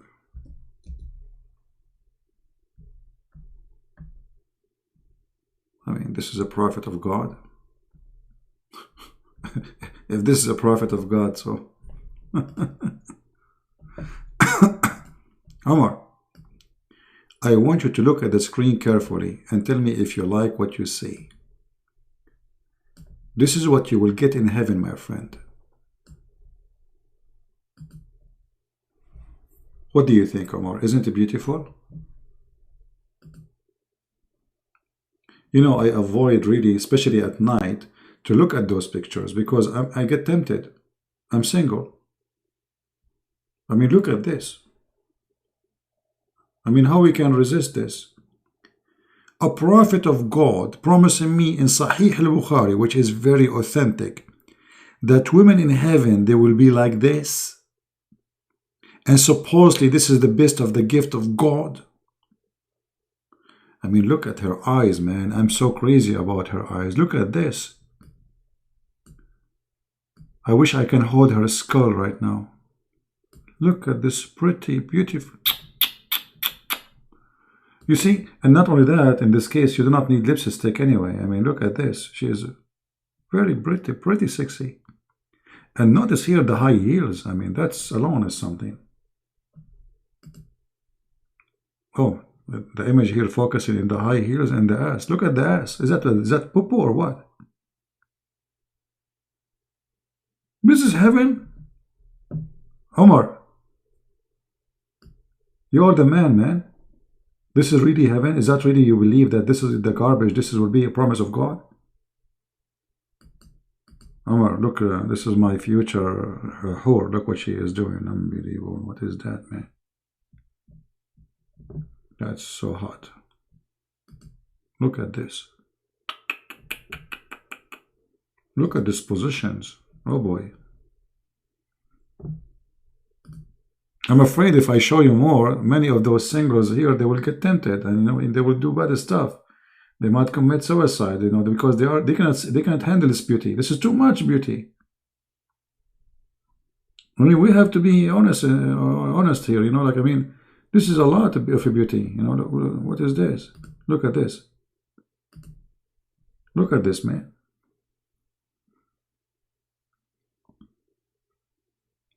This is heaven. It cannot be like this. I think there is a hiding message in the hadith. That's a good one, Omar. Actually, I see a hiding message here. Let me see. Hold on. You see, look at this. Guys, Omar, he is right. There is a hiding message here in the hadith. Do you see the hiding message?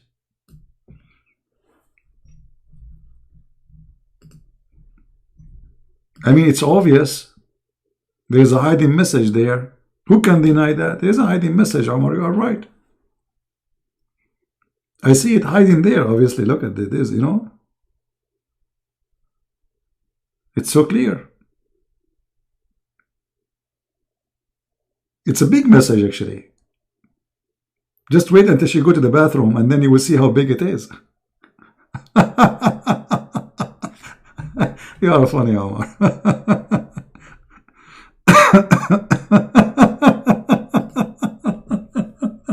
I apologize. We are going out of control with this madness. What hiding message, Omar? Come on. You're smarter than this. What do you think the hiding message in this position here, Omar? Is that something about a nuclear weapon or proton and neutron? What do you... Oh, look at this one. Oh boy. Mean.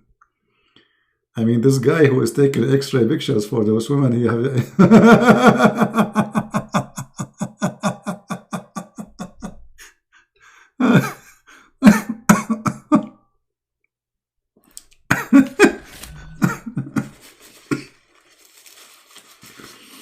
One day I will die from laughing.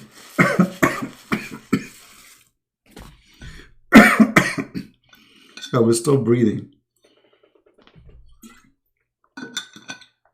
Honest to God, it doesn't matter how I repeat the same story. Each time I hear it, I die laughing, as if I'm hearing it first time. I mean, look at this madness. And look, this is exactly what your prophet said in the hadith. Read it. Exactly. The houris who will be so beautiful and pure and transparent, the marrow of their bones, the marrow of the bones of their legs will be seen through the bones and the flesh. Sahih al-Bukhari. It doesn't say that, CB.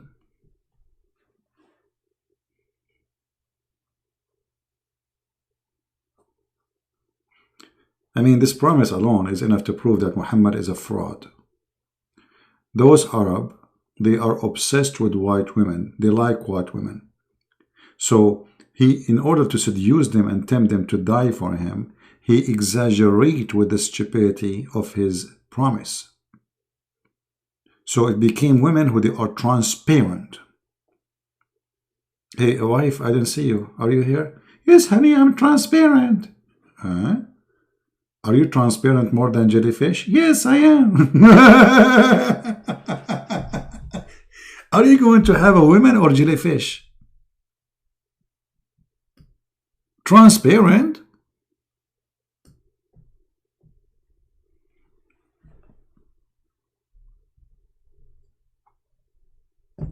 Are you there, Omar?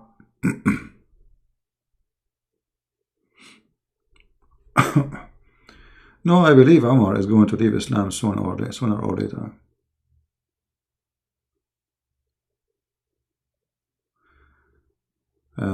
I mean, like, no way in heaven we can get those women. God is holy, you know?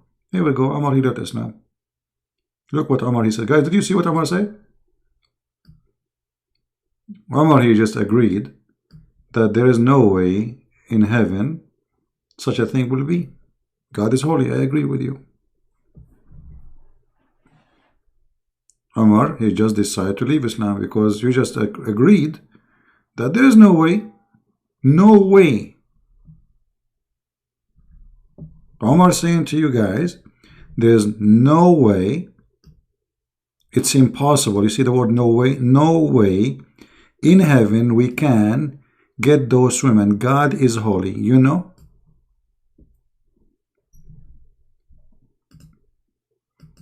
Good. I'm happy for you, Omar. If you like to call me and to say that you decide to leave Islam, I will be happy to listen to you.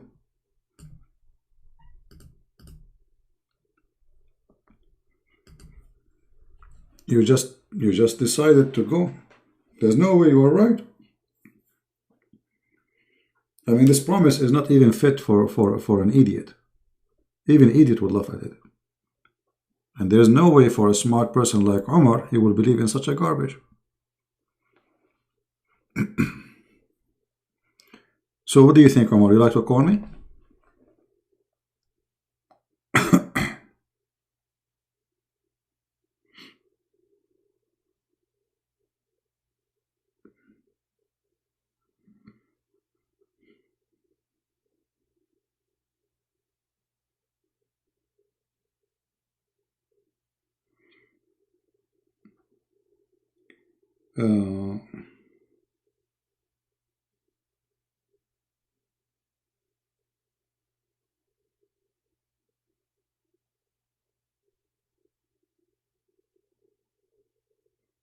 A Muslim sent me this message. I don't know. Can you admit on air that miracle of Muhammad was he was the only prophet that he was ever older than his own father-in-law?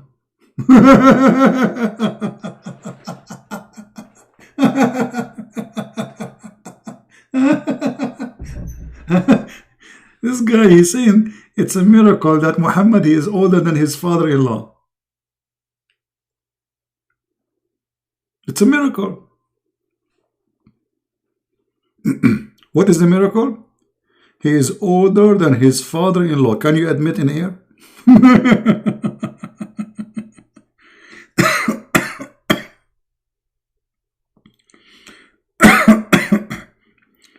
Yeah, let's see. We have a caller. Let's see if he's a Muslim. Yeah, he hung up.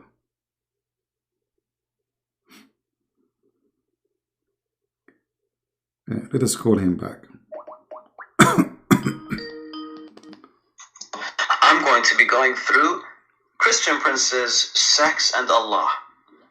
Yes, this guy actually takes pride in his works. And as you can see this image, he's received a lot of great... Our friend, we made a video already about it, and everybody is going to go and watch. Go watch and die laughing. We have a video already about it. Go and die laughing. You just get your prophet busted, you stupid. Let me find you the video. Hold on. As long as you are happy about the video, look what happened. Guess what? You Muslim will regret having a guy like this. Let me pause the link. Here we go. This is a video. It's called Amazing Review.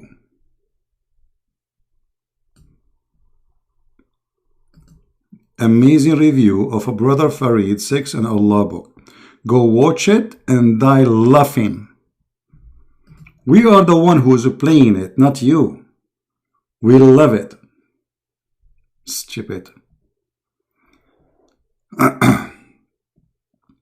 Yeah, don't forget to watch this video. All right. If you click it, then you go here, and this is the name of the video, and this is in my other account, Christian Prince, which have a small number, as you see, of subscribers. I don't use it much. It's just a backup account, and this is the link for the video. Go watch it and die laughing. I want Muslims that they are proud about their brother to post this video in their channel. It have all what he said there.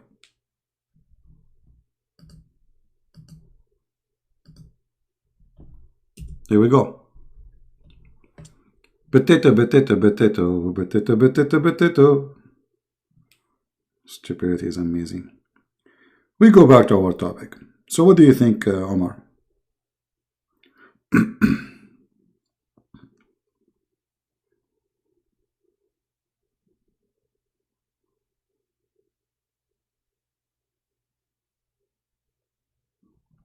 Are you there, Omar?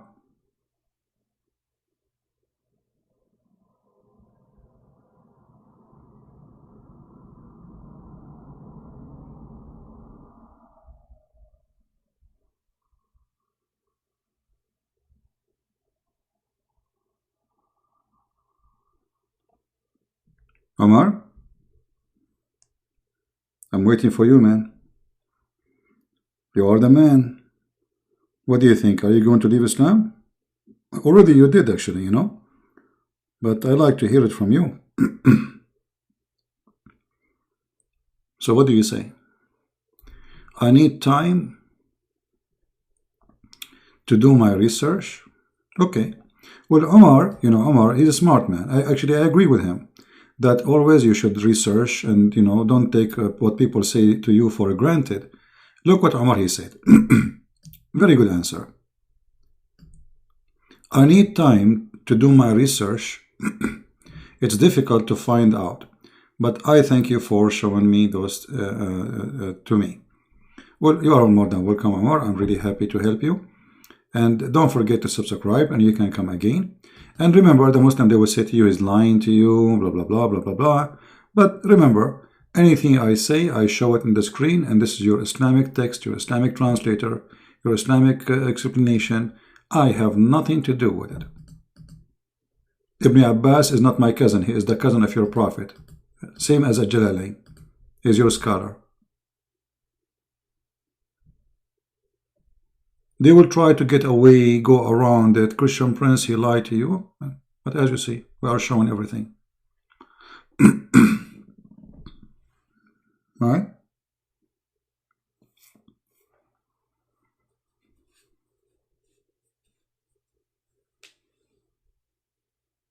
But anyway, anytime you feel like you want to talk to me, the admin already, they gave you my Skype. This website never worked. Look at this website. I mean, this is the most stupid website ever. Never worked, this website.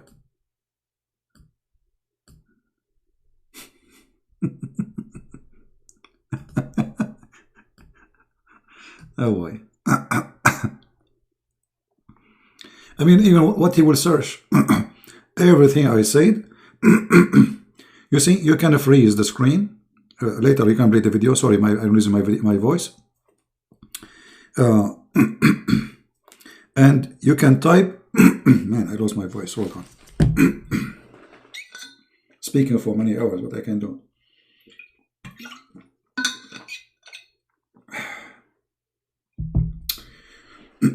You see, like now, Omar, let us say you want to search for this hadith. You don't even know the number.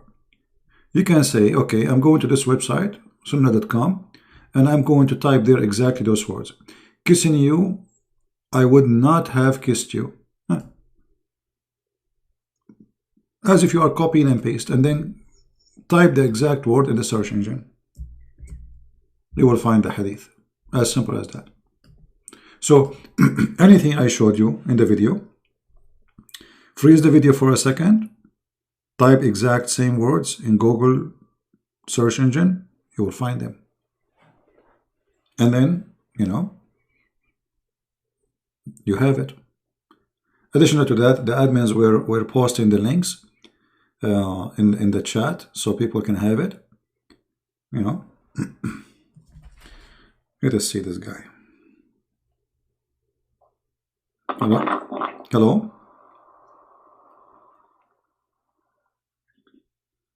Hello?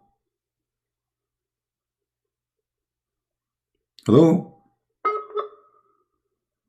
Okay, he is using the internet of the neighbors.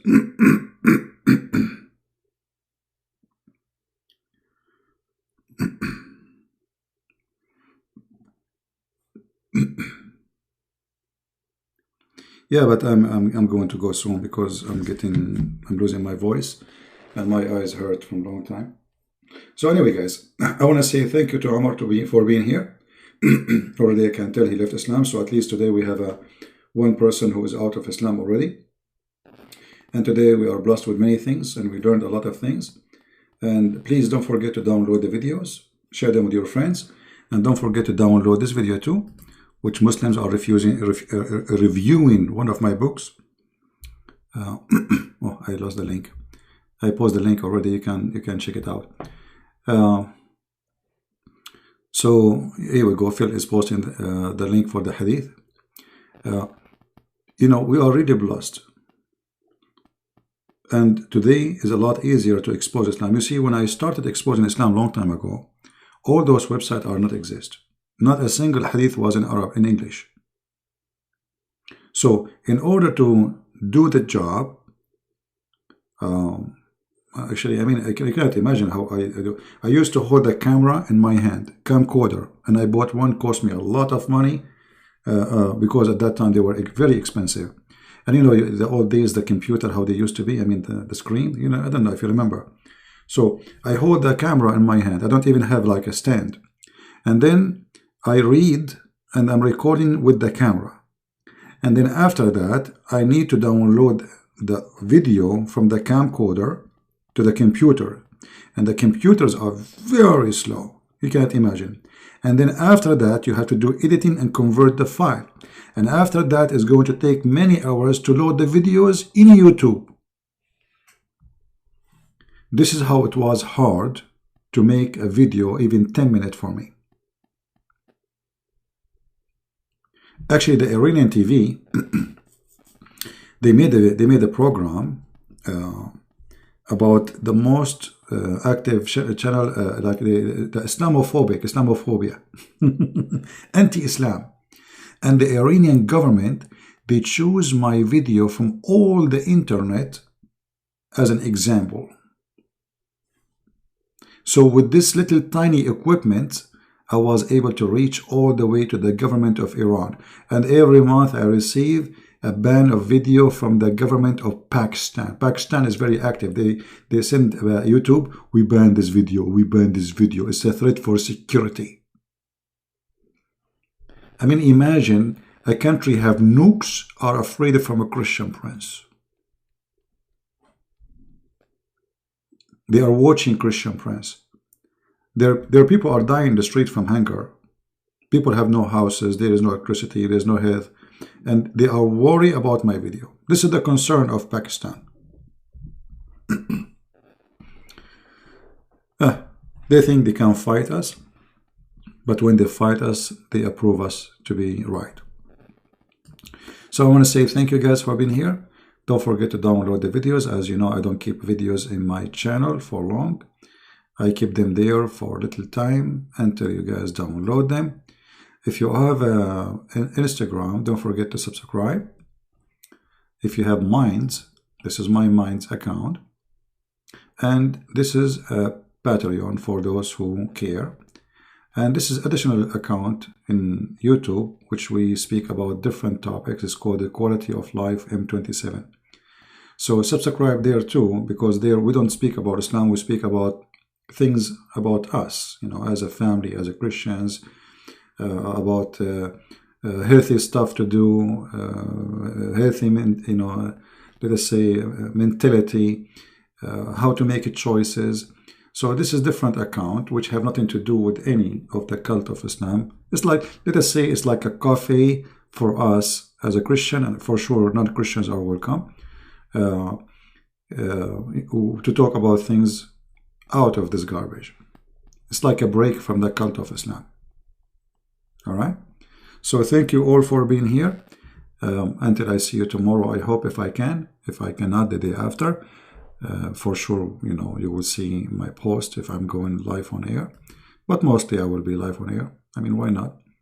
Unless my internet is not good. My internet speed is not bad, by the way. It's really good. But usually the download speed is so fast. Extremely fast. But the upload speed, sometimes it goes down to 0. And when you do, and this is why most of people don't notice it, you know. When I told the people here, like, you know, I told them, this internet here is really bad. They said, we know, we watch, nothing happen. Yeah, because the speed is very good for download, which people usually do. You know, you watch videos, movies, you need download. Upload is someone doing broadcast like me or posting videos. That is upload.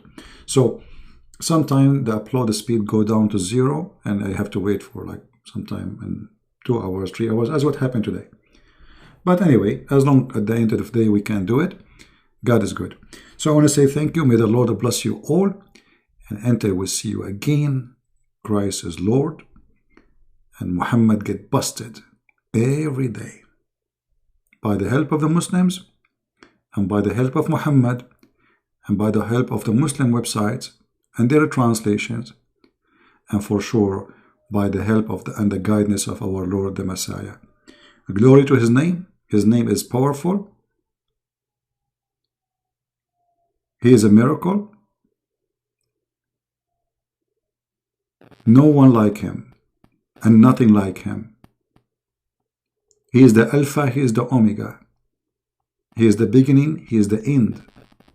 He is the Messiah. His name is amazing, yet his action is more amazing. His name is beautiful, but his teaching is even more beautiful. He is God, yet he is so humble to wash our feet. He is a master, but yet he is a servant. He is powerful, but yet he is so merciful. Would be against me. This is a Christian Prince while with you, and I will see you again. Christ is Lord. I mean to that. Take care.